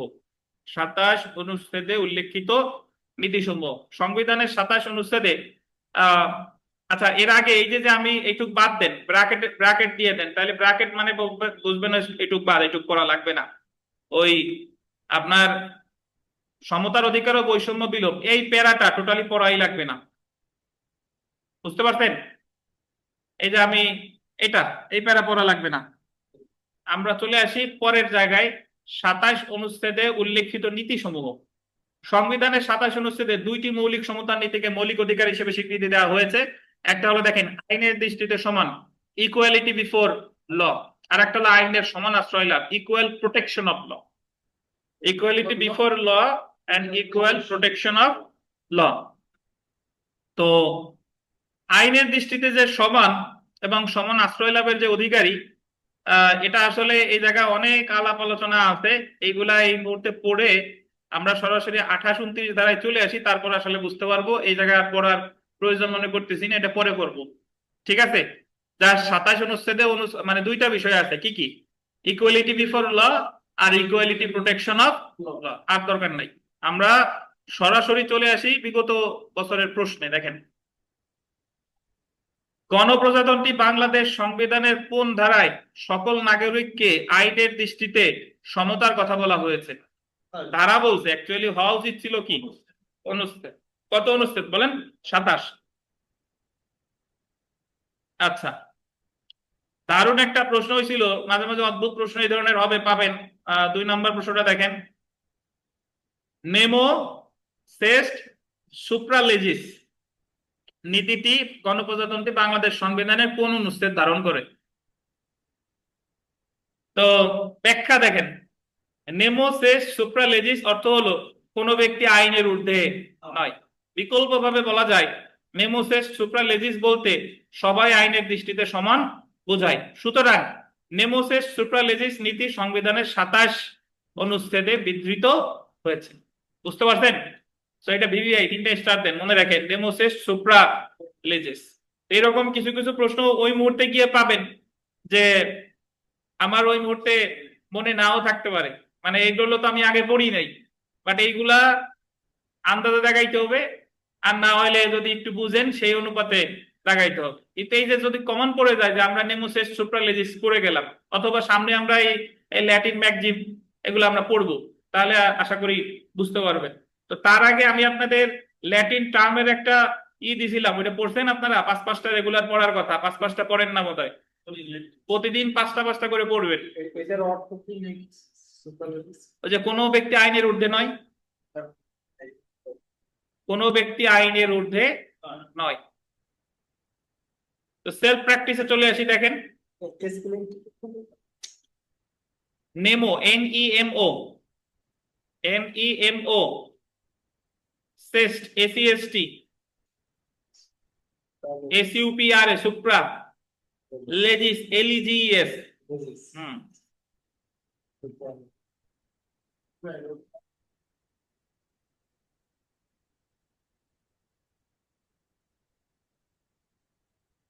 তো এখানে দুইটা জিনিস বোঝা যায়। লেজিস যত জায়গায় আছে, লেজিস শব্দের অর্থ হলো আইন, সুপ্রা মানে হচ্ছে অ্যাবভ, নেমো মানে হচ্ছে ধরেন নয়, আর শেষ ধরেন ব্যক্তি, বাট কোনো ব্যক্তি আইনের ঊর্ধ্বে নয়। দেখেন নেমো অনেক জায়গা আছে না, নেমো ডিবেট বিচ বেক্সারি, নেমো মানে না। হ্যাঁ জি, ল্যাটিন, ল্যাটিন কোন ভাষা, ওই দেশে চলে যান, পাগড়ির টাকায় দিয়ে ট্রয় সিনেমা দেখবেন, ট্রয় দেখছেন, গ্লাডিয়েটর দেখবেন, ট্রয় দেখবেন। দেখেন সেলফ প্র্যাকটিস। আপনারা ট্রয় সিনেমায় জায়গা কেউ দেখছেন? একটা সিন দেখছিলাম। আচ্ছা, গণপ্রজাতন্ত্রী বাংলাদেশ সংবিধানের 27 অনুচ্ছেদে কয়টি নীতির প্রতিফলন ঘটেছে? কয়টি? দুইটি। আপনাদের সবার বাসায় ইন্টারনেট আছে না? কিছু কিছু সিনেমা বলবো, এগুলা যাইয়া দেখবেন। মানে সিনেমা দেখলেও অনেক জিনিস মনের মধ্যে দাগ কাটে, যদিও আমি নিজেও খুব বেশি দেখি নাই, বাট এগুলা দেখার দরকার আছে। বুঝতে পারছেন? দেখেন, all citizens are equal before law and are entitled to equal protection of law, মানে সবাই আইনের দৃষ্টিতে সমান এবং সমান আশ্রয় লাভের অধিকারী। কত অনুচ্ছেদ? 27। তো আমরা 28-এ চলে আসি, দেখেন 28 কোটা আন্দোলনে চলে আসি, আসেন। মানে কোটা আন্দোলন বলতে, কোটা আন্দোলনের যে মূল ভিত্তি সেটা হচ্ছে আমাদের এই অনুচ্ছেদ 28, বাংলাদেশ সংবিধানের 28 অনুচ্ছেদ। দেখেন ধর্ম প্রভৃতি কারণে বৈষম্য, কেবল ধর্ম, গোষ্ঠী, বর্ণ, নারী পুরুষ ভেদে বা জন্মস্থানের কারণে কোন নাগরিকের প্রতি বৈষম্য প্রদর্শন করবে না। রাষ্ট্র কোন নাগরিকের প্রতি বৈষম্য প্রদর্শন করবে না। কি কি ধর্ম, আপনি অন্য ধর্মের লোক এই জায়গা বুঝতে পারবেন না, অন্য গোষ্ঠীর লোক, বর্ণ, নারী পুরুষ ভেদে রাষ্ট্র কারো প্রতি বৈষম্য প্রদর্শন করবে না। অনেক সময় এরকম হয়, দেখেন যে হরিজন সম্প্রদায় বা নিচু সম্প্রদায়ের কিছু লোক, আসলে সম্প্রদায় বিষয়টাই আমাদের মানে তুলে ফেলা উচিত। এগুলা আসলে ওই মানে জাত, সবাই তো হয় হিন্দু নইলে মুসলিম, কিন্তু তাদের ভিতরে আবার এই যে বিভিন্ন সম্প্রদায় আছে, এইগুলা অনেক হরিজন সম্প্রদায়ের লোকরে 2-3 বছর আগের ঘটনা, যে বগুড়া না কোন এলাকার একজন, মানে কোন এলাকায় রেস্টুরেন্টে খেতে গেছে, তার রেস্টুরেন্ট থেকে বের করে দিচ্ছে যে তুমি এখানে বসতে পারবা না। তাহলে সে যায় রিট করে দিবে যে আমি ধর্ম, গোষ্ঠী, বর্ণ এই কারণে রাষ্ট্র কোনো বৈষম্য প্রদর্শন করা যাবে না। বাট ওই দোকানদার কি করলো? বৈষম্য প্রদর্শন করলো। তারপরে দেখেন, রাষ্ট্র গণজীবনের সর্বস্তরে, আন্ডারলাইন করে, নারী পুরুষের সমান অধিকার লাভ করবে। 3টে স্টার দেন, 28-2 BBI। রাষ্ট্র ও গণজীবনের সর্বস্তরে নারী পুরুষের সমান অধিকার থাকবে। অনেক সময় যারা মানে পুরুষ বিদ্বেষী আছে বা যারা ফেমিনিস্ট, নাকি তাই বলে নাকি তানভীর, নারীবাদী, আচ্ছা, তো তারা ওই যে সমালোচনা করে যে মুসলিম আইনে কেন ছেলে পুত্র যা পাবে কন্যা তার অর্ধেক কেন পাবে আর কি, এটা নিয়ে একটা তারা ইয়া করে এবং নিয়ম করতে চায় যে সমান হয়ে যায়। যাক, সেটা অন্য আলোচনা। বাট রাষ্ট্রের কোথাও এমন কোনো নিয়ম করা যাবে না যেখানে পুরুষের জন্য এক নিয়ম, নারীর জন্য আর এক নিয়ম। আবার হিন্দু ধর্মাবলম্বীতে তো নারীরা হচ্ছে প্রপার্টি দেখেন, আচ্ছা, পরের ফ্যাসের 3-এ চলে আসি। ধর্ম, গোষ্ঠী, বর্ণ, নারী পুরুষ ভেদে এবং জন্মস্থানের কারণে জনসাধারণের কোনো গোল্ডেন বিনোদন, বিনোদন শব্দটা গোল্ডেন, বিনোদন, বিশ্রামের স্থান, গোল্ডেন বিশ্রামের স্থান, কিংবা কোন শিক্ষা প্রতিষ্ঠানে, গোল্ডেন কোন শিক্ষা প্রতিষ্ঠানে ভর্তির বিষয়ে কোন নাগরিককে কোনরূপ অক্ষমতা, বাধ্যবাধকতা, বাধা বা শর্তের অধীন করা যাবে না। এ জায়গা 3টা জিনিসে আপনার জন্য বলছে যে ধর্ম, গোষ্ঠী, বর্ণ এগুলার কারণে কোথায়, বিনোদনের জায়গায়, তারপরে বিশ্রামের স্থানে, আর কি শিক্ষা প্রতিষ্ঠানে কোনো অক্ষমতা, বাধ্যবাধকতা বা শর্তের অধীন করা যাবে না। মানে তো পাবলিক প্রাইভেট কোনোটাই বলেন না, দেখেন তো তাহলে আমরা 28-এর 1 পেলাম যে ধর্ম, গোষ্ঠী, বর্ণ এগুলোর কারণে রাষ্ট্র কারো প্রতি বৈষম্য করবে না, 28-এর 1। নারী পুরুষের সমান অধিকার থাকবে, এটা 28-এর কত, 2। আর বিনোদন, বিশ্রামের স্থানে এবং শিক্ষা প্রতিষ্ঠান এগুলার ক্ষেত্রেও কোনরূপ আইন করা যাবে না যে অমুক ধর্ম পড়তে পারবে, অমুক ধর্ম পারবে না। হ্যাঁ, হাবিব সাহেব বলেন। স্যার 28-এর 3 অনুযায়ী কি গার্লস স্কুলে ছেলেরা পড়তে পারবে? না, গার্লস স্কুলে তো, সেটা যদি গার্লস স্কুলে হয় তাহলে ছেলেরা কেমনে পড়বেন? শিক্ষা আচ্ছা, প্রতিষ্ঠানে এখন নারী পুরুষ আপনার ভেদ হবে না বলতেছে। আপনার প্রশ্নের উত্তরে আসতেছি। দেখেন, আপনার প্রশ্নের উত্তর লুকায়িত আছে 28-এর 4-এ। হয়তো তুমি সুশীল প্রশ্ন করছো, যদি এমন হতো যে ইডেন কলেজের হোস্টেলে ছেলেরা থাকবে না। দেখেন, এখন কিছুদিন আগে ঢাকা ইউনিভার্সিটির এক হলে বোধহয় ওই যে না, ছেলে বন্ধু সাজায়ে মেয়েরে নিয়ে আসছে, রাজশাহী নাকি কোথায় যেন করছে আর কি, আমি জানি না। তাহলে এখন সে বলবে যে আমি তো 28 অনুচ্ছেদ মানে চলছি, কোনো বৈষম্য নাই। আচ্ছা, তো মেইন যে বিষয়টা হাবিব সাহেব, আপনার প্রশ্নের উত্তর আসছে এই যে এখানে দেখেন 28-এর 4, নারী ও শিশুদের অনুকূলে কিংবা নাগরিকদের যে কোনো অনগ্রসর অংশের অগ্রগতির জন্য বিশেষ বিধান প্রণয়ন হতে এই অনুচ্ছেদের কোনো কিছুই রাষ্ট্রকে নিবৃত্ত করবে না। দেখেন, নারী বা শিশুদের অনুকূলে, বা এমন কোন নাগরিক যারা হচ্ছে কি অনগ্রসর। তো আমাদের কোটার কথা যদি বলেন, কোটার যে কোটা আন্দোলন যারা করছে তাদের পক্ষে আসে 28-এর 1, 2, 3, 28-এর 1, 2, 3। আর কোটা যে রাষ্ট্র রাখছে, রাষ্ট্রের পক্ষে আসে হলো 28-এর কত, 4। বুঝছেন? তাহলে গার্লস স্কুল নারীদের অনুকূলে বিশেষ সুবিধার জন্য বানাইছে, তো এই জায়গায় পুরুষরা ভর্তি হইতে পারবে না। আচ্ছা, শিশুদের অনুকূলে এখন এই যে দেখেন, নারীদের যে আলাদা কোটা আছে চাকরিতে, এখন আছে কিনা আমি ঠিক জানি না। তারপরে এখন কি আছে, নাই। তারপরে আমাদের নাগরিকদের অনগ্রসর অংশ, অনগ্রসর অংশ বলতে বোঝায় উপজাতি, তারপরে ওই যে আপনার ওই যে অন্যান্য যারা আছে যারা অনগ্রসর, জেলা কোটাও ধরতে পারেন যে অমুক জেলা অনগ্রসর, বা অমুক উপজাতিদের একটা কোটা আছে না, এত পার্সেন্ট, এখন কি আছে? আচ্ছা, তারা তাদেরকে ধরা হয়, তারা হলো কি অনগ্রসর অংশ। এখন এই অনগ্রসর অংশ কারা সেটা কিন্তু ব্যাখ্যা করে নাই। তো এজন্য নারী, শিশু আর কে অনগ্রসর অংশের অগ্রগতির জন্য বিশেষ বিধান প্রণয়ন হতে এই অনুচ্ছেদের কোনো কিছুই রাষ্ট্রকে নিবৃত্ত করবে না। তাহলে আমরা এখানে 28 অনুচ্ছেদে শর্ট নোটে চলে আসি। দেখেন যে সুতরাং 28 অনুচ্ছেদে নিম্নলিখিত বিষয়সমূহ আলোচনা করা হয়েছে। 1 নাম্বার দেখেন, উপ অনুচ্ছেদে 1-এ বলছে রাষ্ট্র নাগরিকের প্রতি বৈষম্য করবে না। এটাই তো নাগরিক, আপনি মানে সব তো আমার মনে রাখা সম্ভব না, আমার কিওয়ার্ড মনে রাখতে হবে যে ধর্মগোত্র, ধর্ম, গোত্র, বর্ণ নির্বিশেষে কারোর প্রতি বৈষম্য প্রদর্শন করবে না, 28-এর 1। সর্বস্তরে নারী পুরুষের সমান অধিকার থাকবে, 28-এর 2। বিনোদন, বিশ্রাম বা শিক্ষা প্রতিষ্ঠানের ভর্তিতে বৈষম্য নিষিদ্ধ, বিনোদন, বিশ্রাম বা শিক্ষা প্রতিষ্ঠানের ভর্তিতে কোনরূপ বৈষম্য করা যাবে না, এটা কত, 28-এর 3। অনগ্রসর অংশের অগ্রগতির জন্য বিশেষ বিধান, এটা কত, 28-এর 4। তো তাহলে আমরা এগুলা একটু 28 অনুচ্ছেদটা গুরুত্বপূর্ণ একটু যদি দেখি, যে রাষ্ট্রের নাগরিকদের প্রতি বৈষম্য প্রদর্শন করবে না, 28-এর 1। 28-এর 1 অনুচ্ছেদ নিম্নলিখিত গোলদেন 5টি কারণে 28-1 অনুচ্ছেদে 5টা বিষয় বলছে, এই 5টাই আপনার মনে রাখতে হবে।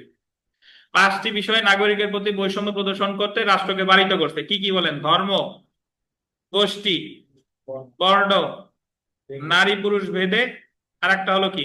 জন্মস্থান। ধর্ম, গোষ্ঠী, বর্ণ, নারী পুরুষ ভেদে বা জন্মস্থান। তো এখানে বেদনা লিঙ্গ লিখলে তো হয়, কি লিখলে? লিঙ্গ লিখলে তো আচ্ছা দেখেন, আপনারা হয়ে লিখে দিয়েন সংবিধান সংশোধন এনে দেখেন।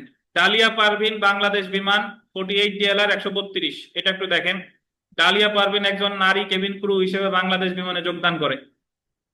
দ্য বিমান কর্পোরেশন এমপ্লয়িজ সার্ভিস রেগুলেশন 1979 এর রেগুলেশন 11-2 সংশোধন করে ফ্লাইট স্টুয়ার্ডনেস মানে নারী কেবিন ক্রুদের চাকরি হতে অবসরের বয়স 57 থেকে কমিয়ে 35 করা হয়। 57 থেকে কমিয়ে 35 করছে, যেখানে ফ্লাইট স্টুয়ার্ড মানে পুরুষ কেবিন ক্রুদের বয়স করা হয় 45। মানে উনি একসাথে কমাইছে, নারীদের ক্ষেত্রে 35 করছে আর পুরুষদের ক্ষেত্রে করছে 45। যেহেতু অবসরের বয়সের পার্থক্য নারী পুরুষ ভেদে করা হয়েছে, সেহেতু এটা বৈষম্যমূলক এবং আইনের দৃষ্টিতে সমতা নীতির লঙ্ঘন, সেহেতু বিষয়টি সংবিধানের 27 এবং 28 অনুচ্ছেদে অনুসারে অসাংবিধানিক। বুঝছেন? 27-এ বলছে আইনের সমান আশ্রয় লাভের অধিকারী বা আইনের দৃষ্টিতে সবাই সমান, আর 28-এ বলছে, 28-1 বলছে কারোর প্রতি বৈষম্য প্রদর্শন করা যাবে না। তাহলে এই জায়গা পুরুষের জন্য করছে এক, নারীর জন্য করছে এক আর এক।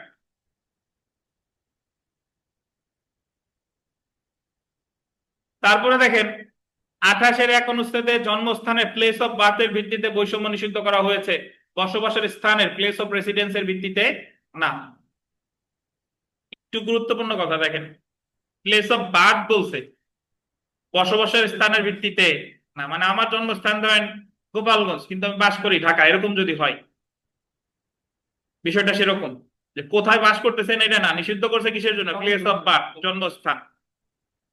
ডিপি যোশী ভার্সেস মধ্য Bharat AIR 1955 S supreme court 334 মামলায় সরকারি মেডিকেল কলেজে ভর্তির জন্য ফি পরিশোধ করা হতে মধ্য ভারতের নিবাসীদের অব্যাহতি প্রদান করা হয়, যেখানে অনিবাসীদের এমন অর্থ পরিশোধে বাধ্য করা হয়। মানে বলছে যে অমুকদের ফি পরিশোধ করা লাগবে না আর অমুকদের ফি পরিশোধ করা লাগবে, এই হলো কাহিনী।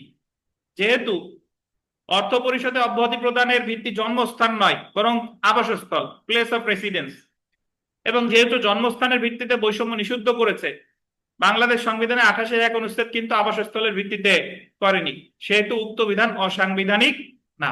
মানে বাংলাদেশ সংবিধানের আলোকে ওই বিধানটা অসাংবিধানিক না। বাংলাদেশ সংবিধানে বলতেছে জন্মস্থানের ভিত্তিতে কারো প্রতি বৈষম্য করা যাবে না, জন্মস্থান, প্লেস অফ বার্থ।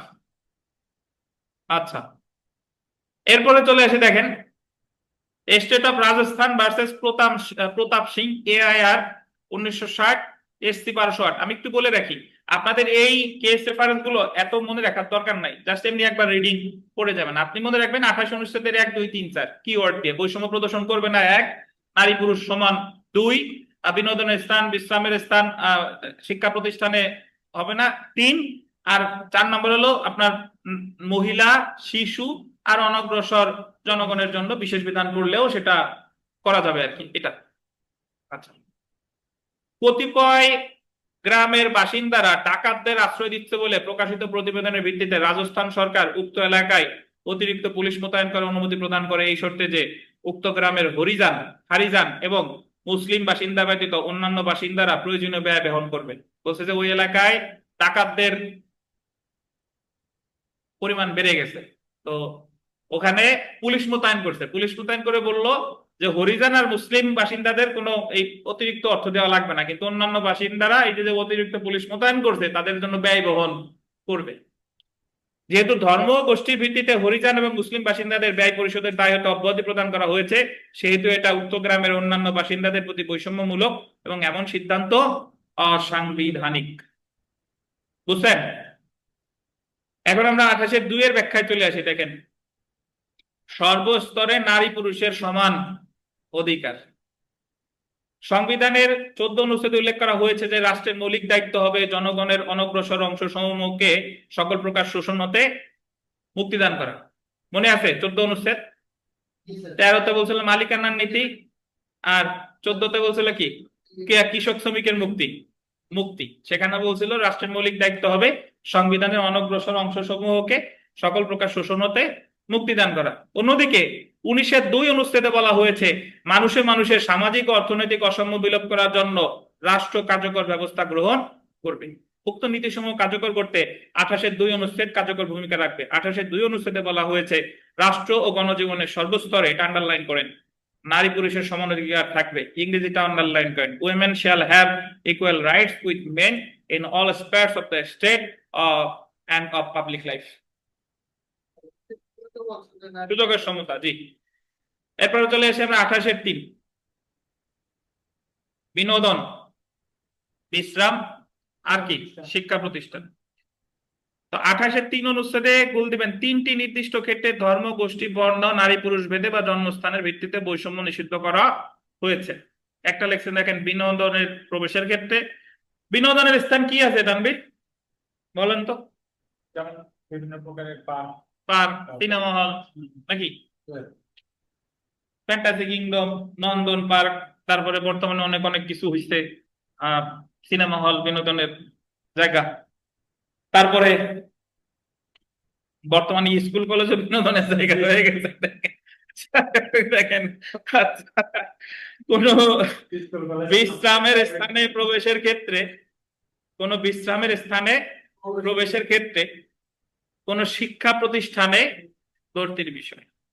তো এটা 3টা স্থান মনে রাখেন। 28-এর 1, 28-এর 1 অনুচ্ছেদের পরিধি 28-এর 3 অনুচ্ছেদের পরিধি অপেক্ষা ব্যাপক। একটু পড়ার প্রয়োজন নাই, আমরা একটু পড়তেছি না, জাস্ট মনে রাখেন 3টি স্থানে কি কি: বিনোদনের স্থান, বিশ্রামের স্থান আর শিক্ষা প্রতিষ্ঠানে ভর্তি বিষয়। তো আমরা 28-এর 4-এ চলে আসি, আসেন। আমি যদি আপনাদের শুধু বেয়ার এক পড়াইতাম তাহলে আমরা আরো আগে আগাইতাম, বুঝছেন?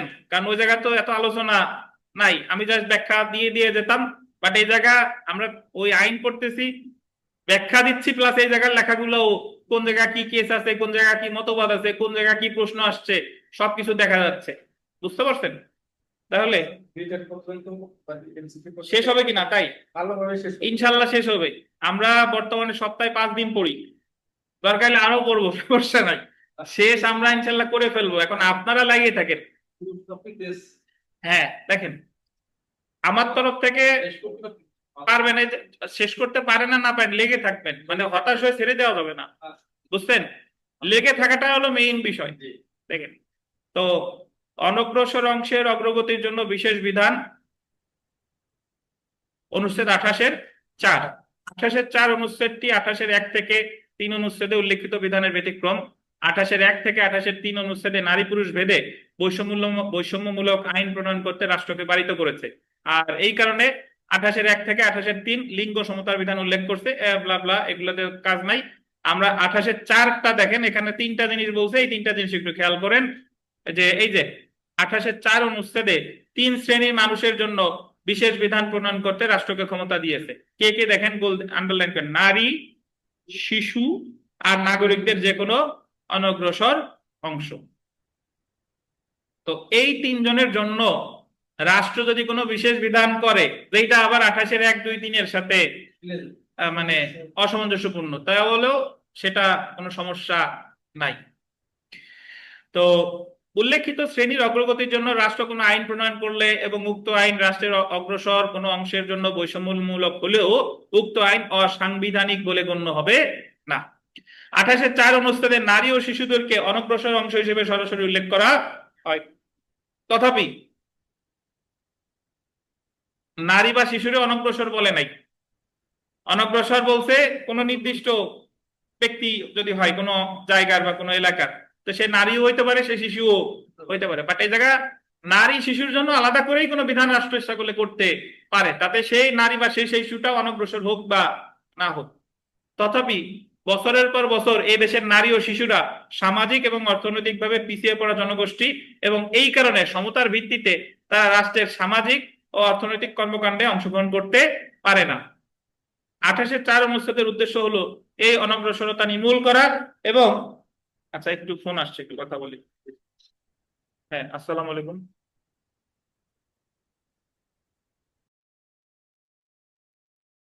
আচ্ছা, তাহলে 28-4 অনুচ্ছেদের উদ্দেশ্য হলো এই অনগ্রসরতা নির্মূল করা এবং নারী, শিশু এবং অনগ্রসর অংশকে এমন ভাবে ক্ষমতায়িত করা তারা সমতার ভিত্তিতে কার্যকরীভাবে রাষ্ট্রের সামাজিক এবং অর্থনৈতিক কর্মকাণ্ডে অংশগ্রহণ করতে পারে।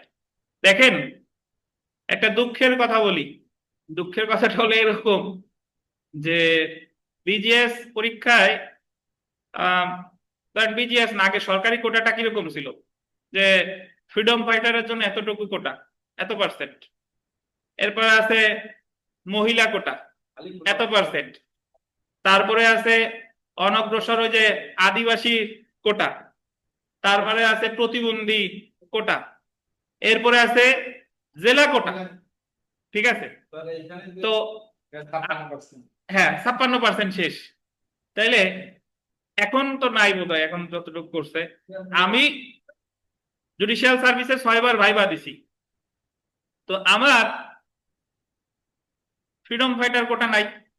তবে চোখের সামনে দেখছি জুডিশিয়াল সার্ভিসে যদি কারো ফ্রিডম ফাইটার কোটা, মানে বাবা, এটা আবার ওই ওই নানা দাদার হইলে হবে না, বাবা যদি কেউ ফ্রিডম ফাইটার থাকে, সে ভাইবা বোর্ডে যায় আর আসে, মানে তারে ভাইবা নিয়ে আরো কিছু নাই। সিট তো ভাই সিট তো মূলত কোটায় অ্যাপ্লাই হয় ভাইবার। হ্যাঁ হ্যাঁ হ্যাঁ হ্যাঁ হ্যাঁ হ্যাঁ হ্যাঁ, জি।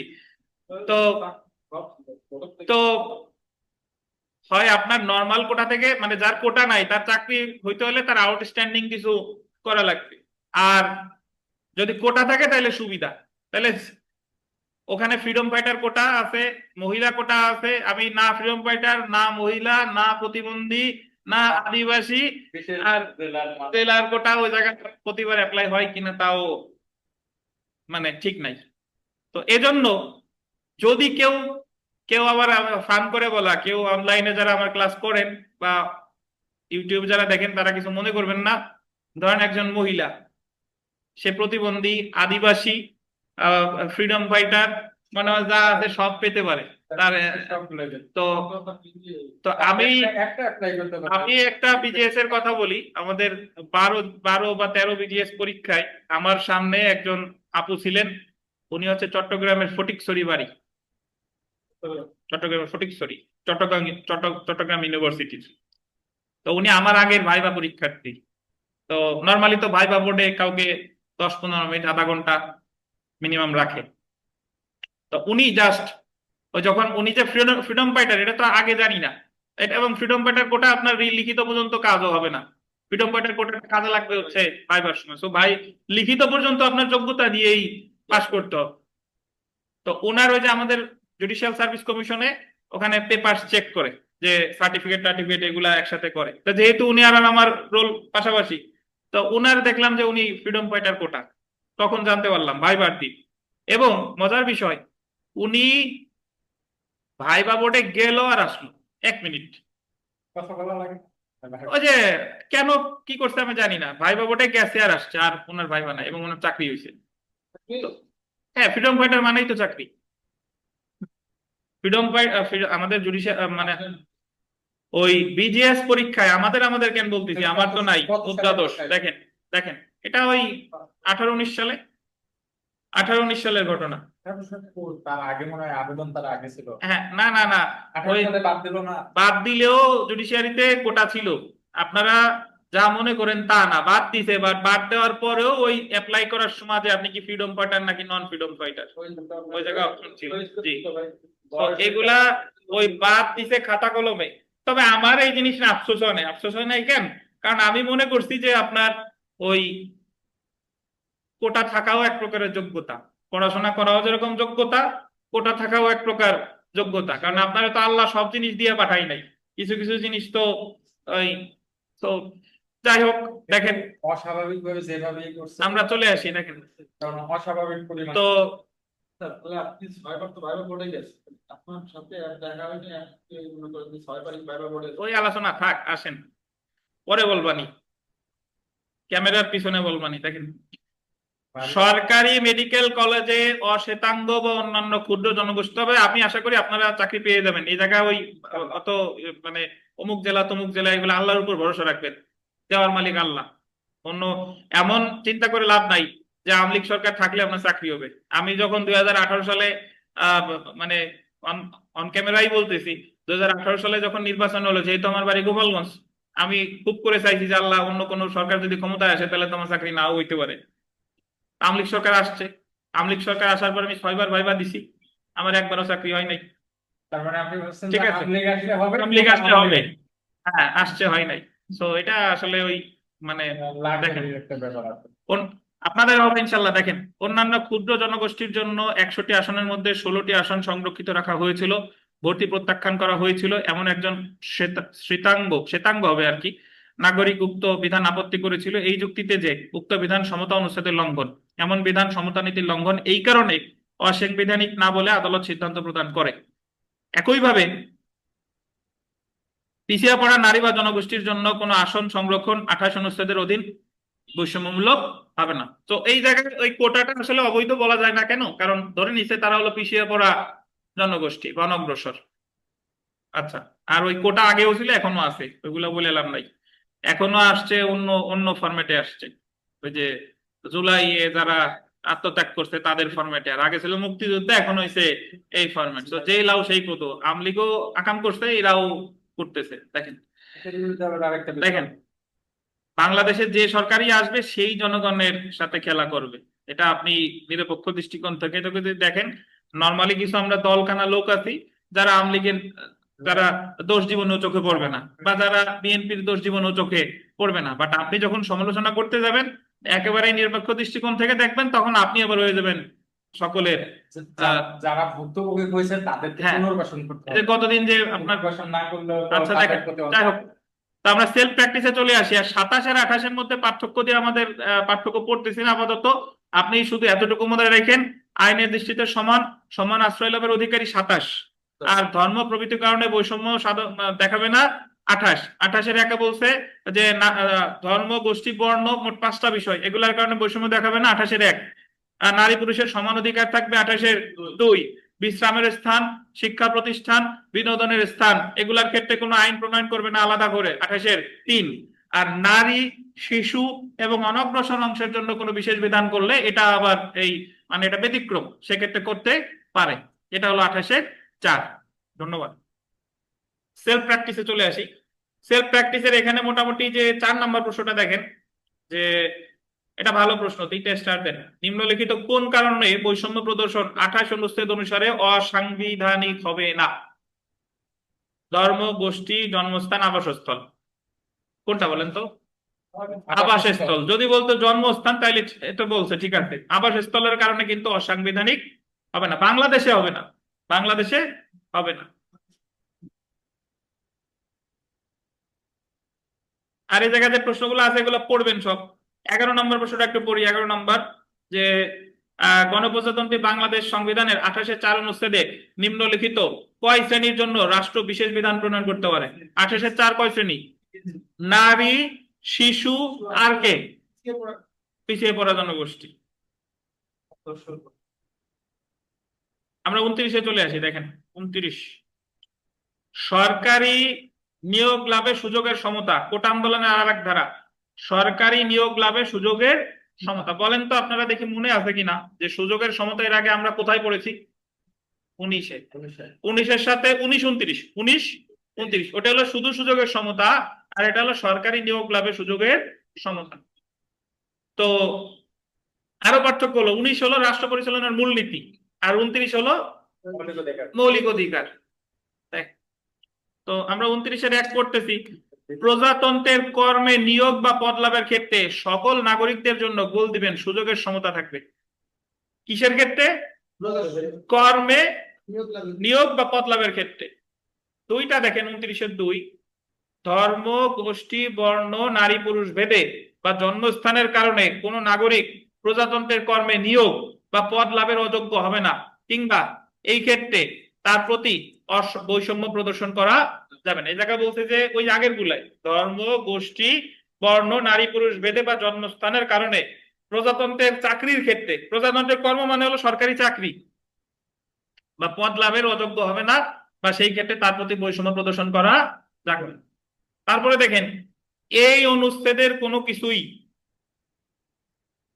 নাগরিকদের, এই যে আবার বিশেষ ব্যতিক্রম দিয়ে দিছে, এই অনুচ্ছেদের কোনো কিছুই নাগরিকদের আন্ডারলাইন করবেন যে অনগ্রসর অংশ, এটা বললেন অনগ্রসর অংশ, অনগ্রসর অংশ যাতে প্রজাতন্ত্রের কর্মে নিযুক্ত প্রতিনিধিত্ব লাভ করতে পারে সেই উদ্দেশ্যে তাদের অনুকূলে বিশেষ বিধান প্রণয়ন করা হতে। দেখছেন, মানে অনগ্রসর অংশের জন্য সরকারি চাকরির ক্ষেত্রে যদি বিশেষ বিধান করে, 2 নাম্বার আন্ডারলাইন করবেন, কোন ধর্ম বা উপসম্প্রদায়গত প্রতিষ্ঠানে উক্ত ধর্মাবলম্বী বা উপসম্প্রদায়ভুক্ত ব্যক্তিদের জন্য নিয়োগ সংরক্ষণের বিশেষ বিধান সংবলিত যে কোনো আইন কার্যকর করা হতে। 3 নাম্বার দেখেন, আন্ডারলাইন করবেন, যে শ্রেণীর কর্মে বিশেষ প্রকৃতির জন্য তার নারী পুরুষের পক্ষে অনুপযোগী বিবেচিত হয় সেইরূপ যে কোনো শ্রেণীর নিয়োগ বা পদ যথাক্রমে পুরুষ বা নারীর জন্য সংরক্ষণ করা হতে। মানে এটা হলো কিছু কিছু কাজ আছে পুরুষ দিয়ে হয়, কিছু কিছু কাজ আছে নারীদের দিয়ে হয়। তো এরকম যদি কোনো বিধান করে যে অমুক জায়গায় শুধু নারী নিয়োগ করা হবে বা অমুক জায়গায় শুধু পুরুষই নিয়োগ করা হবে, রাষ্ট্রকে নিবৃত্ত করবে না। তাহলে রাষ্ট্র যদি এরকম অনগ্রসর অংশের জন্য ধর্মীয় উপসম্প্রদায়গত মানে ব্যক্তিদের জন্য বা নারী পুরুষের জন্য বিশেষ বিধান করে, তাহলে সেটা কি হবে না? অসাংবিধানিক হবে না। সো আপনাদের 40 মিনিট শেষে আবার লাইনটা কেটে যাচ্ছে, আমরা আপাতত শুরু করতেছি না, নামাজের পরে শুরু করি। আপনাদের কি তাড়া আছে? তাড়া না থাকলে নামাজের পরে আবার ইনশাল্লাহ আমরা শুরু করতেছি। আমার জুমের মেয়াদটা শেষ হয়ে গেছে, তো তো নামাজের পরে আবার লিঙ্ক দিচ্ছি। তো এই তোটুকুই।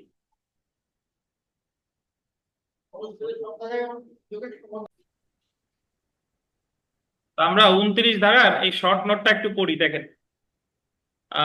সংবিধানের 27 অনুচ্ছেদের সকল নাগরিক আইনের দৃষ্টিতে সমান, এটা আমরা জানি, এবং আইনের সমান আশ্রয় লাভের বিধানটি সরকারি কর্মের ক্ষেত্রে নিশ্চিত করতে 29-এর 1 বিধানে যুক্ত করা হয়েছে।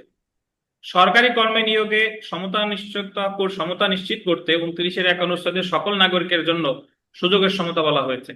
আর সরকারি কর্মে নিয়োগে কতিপয় সুনির্দিষ্ট কারণে বৈষম্য করতে রাষ্ট্রকে 29-এর 2-এ বারিত করা হয়েছে। মানে সকল চাকরির ক্ষেত্রে সুযোগের সমতা পাবে সবাই, সরকারি চাকরির ক্ষেত্রে 29-এর 1, আর বৈষম্য করা যাবে না চাকরির ক্ষেত্রে, এটা বলছে 29-এর 2।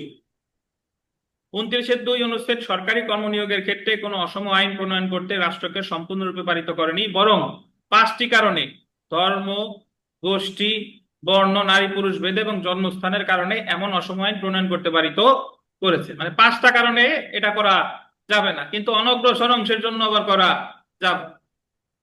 আচ্ছা, এখন বিশেষ বিধান এই জায়গায় মোটামুটি যদি দেখি যে বিশেষ বিধান প্রণয়ন 29-এর 1 এবং 29-এর 2 অনুচ্ছেদ উল্লেখিত যথাক্রমে সুযোগের সমতা এবং বৈষম্য নিরোধ সংক্রান্ত বিধানের কতিপয় ব্যতিক্রম 29-এর 3 অনুচ্ছেদে উল্লেখ করা হয়েছে। 29-এর 3 অনুচ্ছেদে বলতেন 3 শ্রেণীর ব্যক্তিদের নিয়োগের বিষয়ে রাষ্ট্রকে বিশেষ বিধান প্রণয়নের ক্ষমতা দিয়েছে। কয় শ্রেণী? 3 শ্রেণী।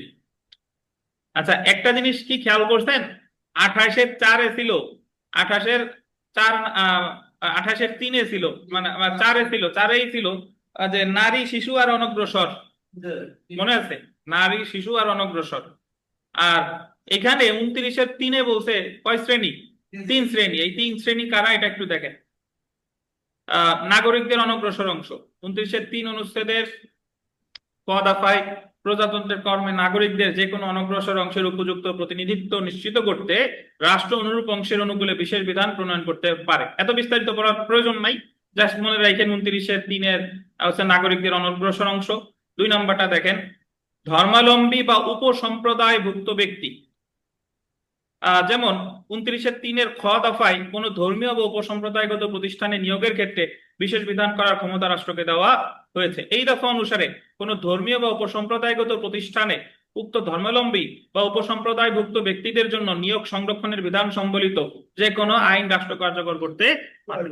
মানে এমন কোন জায়গা, যে জায়গায় আমি একটা উদাহরণস্বরূপ এইভাবে বলি, শোনেন, একটা বিশেষ বিধান যে অমুক জায়গায় অমুক ধর্মেরই নিয়োগ দিতে পারে, যেমন হিন্দু বিবাহ নিবন্ধ নাই, হিন্দু বিবাহ নিবন্ধ নাই, ওই জায়গায় বলছে যে যে নিবন্ধ করবে তাকে হিন্দু ধর্মাবলম্বী হতে হবে। বুঝছেন? এখন কেউ যদি রিট করে যে জায়গায় হিন্দুরই কেন হইতে হবে, অন্য কারোর তো হওয়া উচিত, কিন্তু এটা তো ওই ধর্মাবলম্বী বা উপসম্প্রদায়ভুক্ত ব্যক্তি, এটা ওই ওই রিলেটেড বিষয়বস্তু, তো ওই জায়গায় হিন্দু ধর্মাবলম্বীরাই প্রাধান্য পাবে, এটা সংবিধানের পরিপন্থী না। আচ্ছা, এরপরে দেখেন পুরুষ ও নারীর জন্য সংরক্ষণ। যে শ্রেণীর কর্মের বিশেষ প্রকৃতির জন্য তা নারী বা পুরুষের পক্ষে অনুপযোগী বিবেচিত হয়, সেইরূপ যে কোনো শ্রেণীর নিয়োগ বা পদ পদাগ্রম পুরুষ বা নারীর জন্য রাষ্ট্র সংরক্ষণ করতে পারে। মানে কিছু কিছু চাকরি আছে এগুলো কখনোই নারী করতে পারে না। উদাহরণস্বরূপ আমি যদি এইভাবে বলি যে আমাদের যে ইসলাম ধর্ম অনুসারে যে ইমাম, এটা কি মহিলা হইতে পারবে? তাহলে যে কোনো জায়গায় যে ইমাম নিয়োগ তো পুরুষ ব্যক্তিকেই দিবে, ওই জায়গায় কি মহিলা দেওয়া যাবে? যাবে না। সো এখানে বিশেষ বিধান করলে এটা কিন্তু সংবিধান লঙ্ঘন হবে না। তো 28-4 আর 28-3 এই দুইটার ভিতর পার্থক্য, মানে 28-4 আর 29-3 আমি বিস্তারিত পড়তেছি না, বাট পার্থক্য হলো 28-4 28-4 এর ব্যাপ্তি বেশি, আর 29-3 পরিধি কম। 29-3 হলো শুধুমাত্র যে সরকারি কর্মের ক্ষেত্রে, সরকারি কর্মের ক্ষেত্রে, আর 28-4 হলো সকল ক্ষেত্রে, নট অনলি কর্ম, অন্যান্য সকল ক্ষেত্রে, বিশ্রাম বলেন, শিক্ষা প্রতিষ্ঠান বলেন, বা অন্যান্য যে কোনো ক্ষেত্র বলেন, সকল ক্ষেত্রে। কিন্তু 29-3 শুধুমাত্র কিসের ক্ষেত্রে? বিশেষ ওই যে সরকারি কর্মের ক্ষেত্রে, সরকারি চাকরির ক্ষেত্রে, যদি বলি সরকারি চাকরির ক্ষেত্রে। তো এটাই আহ জেনে রাখা ভালো, আর বিস্তারিত পড়তেছি না, সরাসরি সেলফ প্র্যাকটিসে চলে আসেন। আহ আচ্ছা, হাবিবুর রহমান সাহেব, আমরা বিরতিতে যাওয়ার আগে হাত তুলছিলেন নাকি? কোনো প্রশ্ন ছিল নাকি? না স্যার। আচ্ছা, ঠিক আছে, ধন্যবাদ। দেখেন, তো সংবিধানের আজকে আমরা কয়টা অনুচ্ছেদ পড়লাম? দেখেন, 26-এ পড়ছি মৌলিক অধিকারের সাথে পরিপন্থী আইন বাতিল হবে, 26। ডক্ট্রিন অফ কি বলেন তো? সেভারেবিলিটি। তারপরে 27-এ পড়ছে আইনের দৃষ্টিতে সবাই সমান এবং সমান আশ্রয় লাভের অধিকার, 27। 28-এ পড়ছে ধর্ম প্রভৃতির কারণে বৈষম্য দেখানো যাবে না। 29-এ পড়লাম সরকারি নিয়োগে সুযোগের সমতা, এটা কত? 29।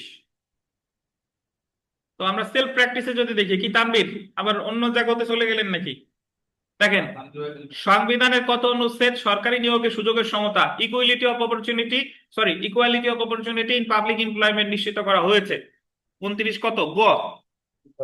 শুনেন, আপনারা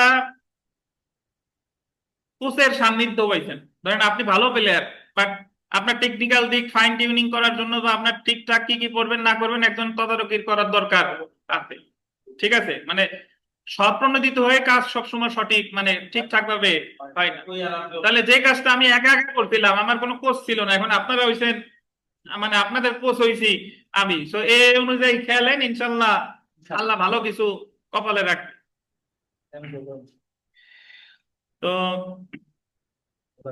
আর যে যে বিষয়ের ধরেন যে 6বার ফেল করছে, সে জানে যে ল্যাকিংস কোথায়। আর যে একবার কোন রকম পরীক্ষা দিয়ে চাকরি হয়ে গেছে, তার কিন্তু এটা মানে সে ওই জিনিসটা ফিল করবে কম। বুঝতে পারছেন? তো এজন্য আমি আমার ব্যক্তিগত জীবনে যে প্রতিবন্ধকতাগুলো ফেস করছি, সেগুলাই যে আমি বার কাউন্সিলে আপনাদের যখন পড়াই, যে জিনিসটা আমি নিজে পড়তে অসুবিধা হইতো, যে জিনিসটা আমি বুঝতে পারতেছি না, তখন আমি মনে করি এই জিনিসটা আপনারও বুঝতে সমস্যা হচ্ছে, তো ওই জিনিসটা ফোকাস করে পড়ানো হয়। তো এজন্য এই জিনিসগুলা আমরা এত বিস্তারিত কেন পড়তেছি, আমি ধরেন একটা হোয়াইট বোর্ড নিয়ে মার্কার নিয়ে সরাসরি যেভাবে ক্লাস নাই ওইভাবে নিতেই পারি, এবং ওইভাবে নিলে আমরা যে ষষ্ঠ ক্লাসে 29 অনুচ্ছেদ পর্যন্ত আসছি, ষষ্ঠ ক্লাসে চলে যেতাম 60-70 অনুচ্ছেদে, কারণ ওই সময় আমি লাইন বাই লাইন পড়াইতাম না, শুধু ওই জায়গা দিয়ে আলোচনা করে দিয়ে চলে যাইতাম। বাট ওটাতে এটা আপনাদের জন্য হেল্পফুল বেশি। তো এই জন্য হতাশ হবেন না, আমরা লেগে থাকি, হবে ইনশাল্লাহ। আমি ভালো কিছুর অপেক্ষায় আছি। শুধু খানলো একাডেমি থেকে শুধু উকিলই হবে না, উকিল তো আল্লাহর রহমতে অনেক হইছে, এখন জজ হওয়ার পালা। দেখেন, তো আমরা অনুচ্ছেদ 30-এ চলে আসি, আমরা 30 আর 31 করে আজকে শেষ করব। দেখেন, অনুচ্ছেদ 30, বিদেশি খেতাব প্রভৃতি গ্রহণ নিষিদ্ধকরণ। রাষ্ট্রপতির পূর্ব অনুমোদন ব্যতীত, এটা বললেন, রাষ্ট্রপতির পূর্ব অনুমোদন ব্যতীত কোন নাগরিক কোন বিদেশি রাষ্ট্রের নিকট থেকে গোল দিবেন কোন খেতাব, সম্মান, পুরস্কার বা ভূষণ গ্রহণ করবে না। এটার অর্থ হলো, আমাদের তানভীর সাহেবকে ধরেন ভারত একটা বিশেষ সম্মানে ভূষিত করলো, পদ্মভূষণ দিল, পদ্মভূষণ, পদ্মশ্রী, আর কি কি আছে, আচ্ছা, দিল। এখন তানভীর সাহেব যদি ওটা নিতে চায় তাহলে অনুমতি লাগবে কার? সরকারের মাধ্যমে। রাষ্ট্রপতির পূর্ণানুমতি। কত অনুচ্ছেদে বলছে? 30। বুঝছেন? তাহলে এখান থেকে যে প্রশ্ন হতে পারে, প্রথমত প্রশ্ন হতে পারে যে বিদেশি খেতাব প্রভৃতি গ্রহণ নিষিদ্ধকরণ কত অনুচ্ছেদে আছে? 30। আর বিদেশি খেতাব এগুলো নিতে চাইলে অনুমতি লাগবে কার?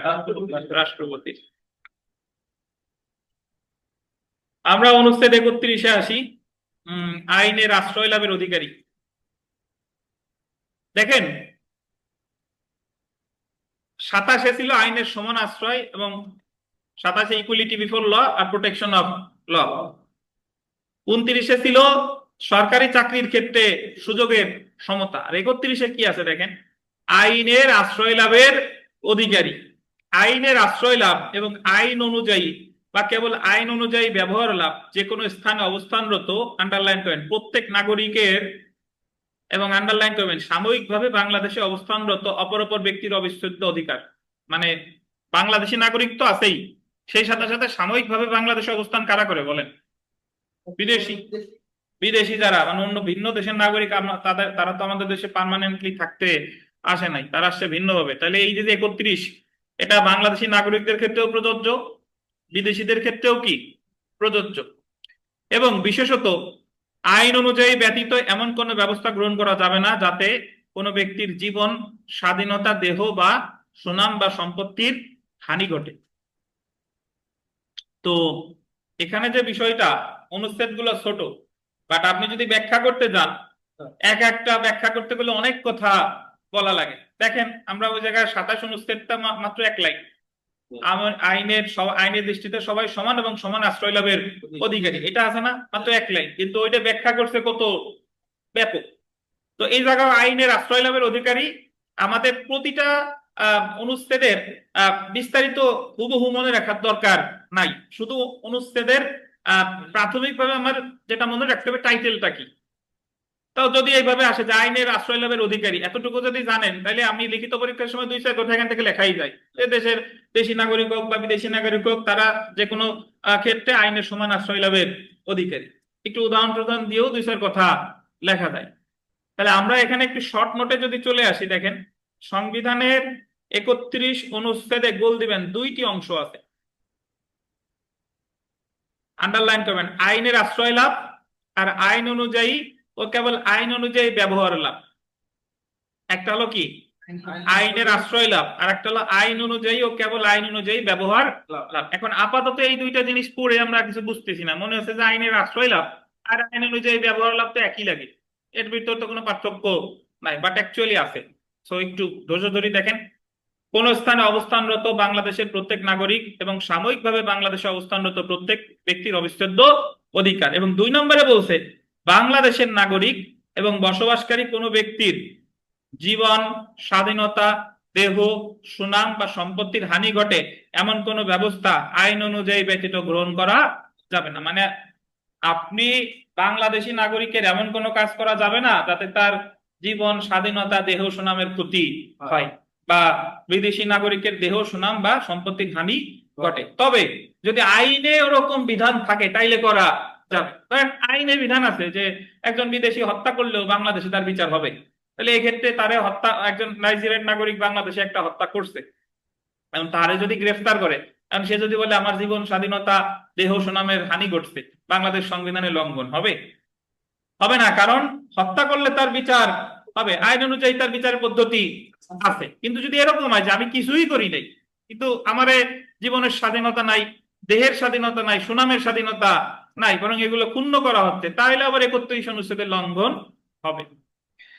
তো এখন মূল কথা হলো, দেখেন বাংলাদেশের আইন অনুযায়ী, এইটা একটু মনোযোগ দিয়ে দেখেন, বাংলাদেশের আইন অনুযায়ী ইন অ্যাকর্ডেন্স উইথ ল এবং আমেরিকার যথাযথ প্রক্রিয়া ডিউ প্রসেস, এ জায়গায় 2টা ভাষা, আমাদের বাংলাদেশের সংবিধানে বলছে ইন অ্যাকর্ডেন্স উইথ ল, আর আমেরিকার সংবিধানে বলছে ডিউ প্রসেস।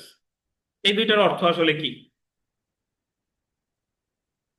বাংলাদেশ সংবিধানের 31 অনুচ্ছেদ আইন অনুযায়ী ইন অ্যাকর্ডেন্স উইথ ল এর ধারণা, এবং আমেরিকার সংবিধানের যথাযথ প্রক্রিয়া ডিউ প্রসেস, ও ভারতীয় সংবিধানের 21 অনুচ্ছেদে আইন বলে প্রতিষ্ঠিত প্রসিডিউর এস্টাবলিশড বাই ল সমর্থক, মানে একই টাইপের। ইন অ্যাকর্ডেন্স উইথ ল আর একটা হচ্ছে ডিউ প্রসেস, আর একটা হচ্ছে এস্টাবলিশ বাই ল। তো আমেরিকার যথাযথ প্রক্রিয়া ডিউ প্রসেসের ধারণা বাংলাদেশ সংবিধানের গোল্ডেন 31 অনুচ্ছেদে এবং ভারতীয় সংবিধানের 21 অনুচ্ছেদে সন্নিবেশিত হয়েছে। অর্থাৎ যে জিনিসটা বাংলাদেশ সংবিধানের 31 অনুচ্ছেদ আছে, সেই জিনিসটা ভারতীয় সংবিধানে আছে কত? 21 অনুচ্ছেদে।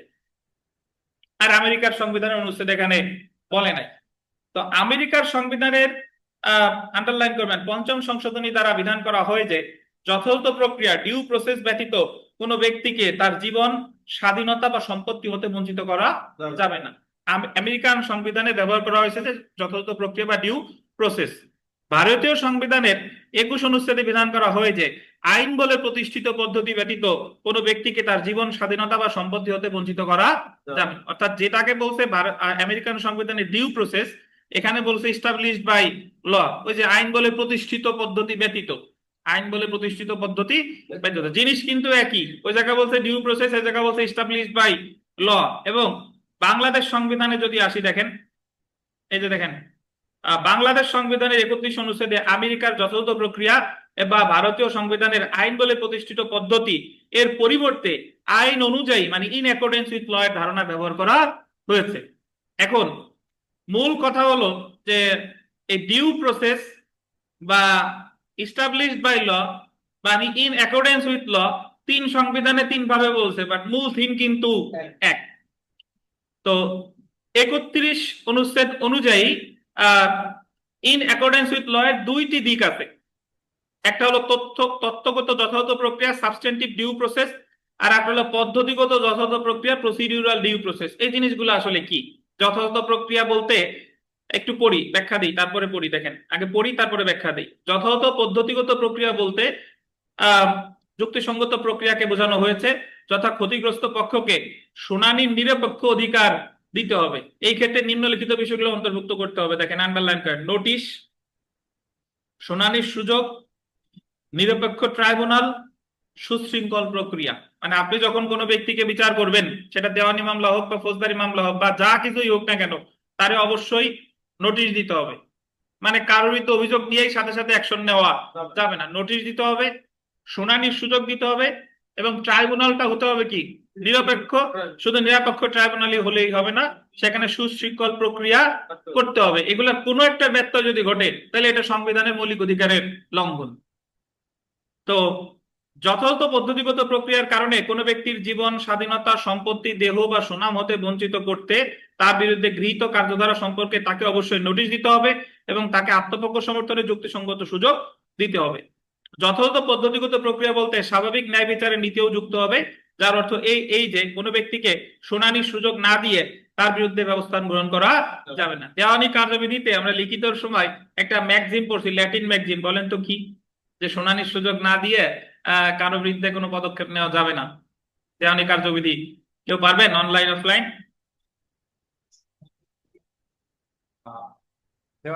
দেওয়ানি কার্যবিধিতে পড়ছি আমরা অডি অল্টারাম পার্টেম।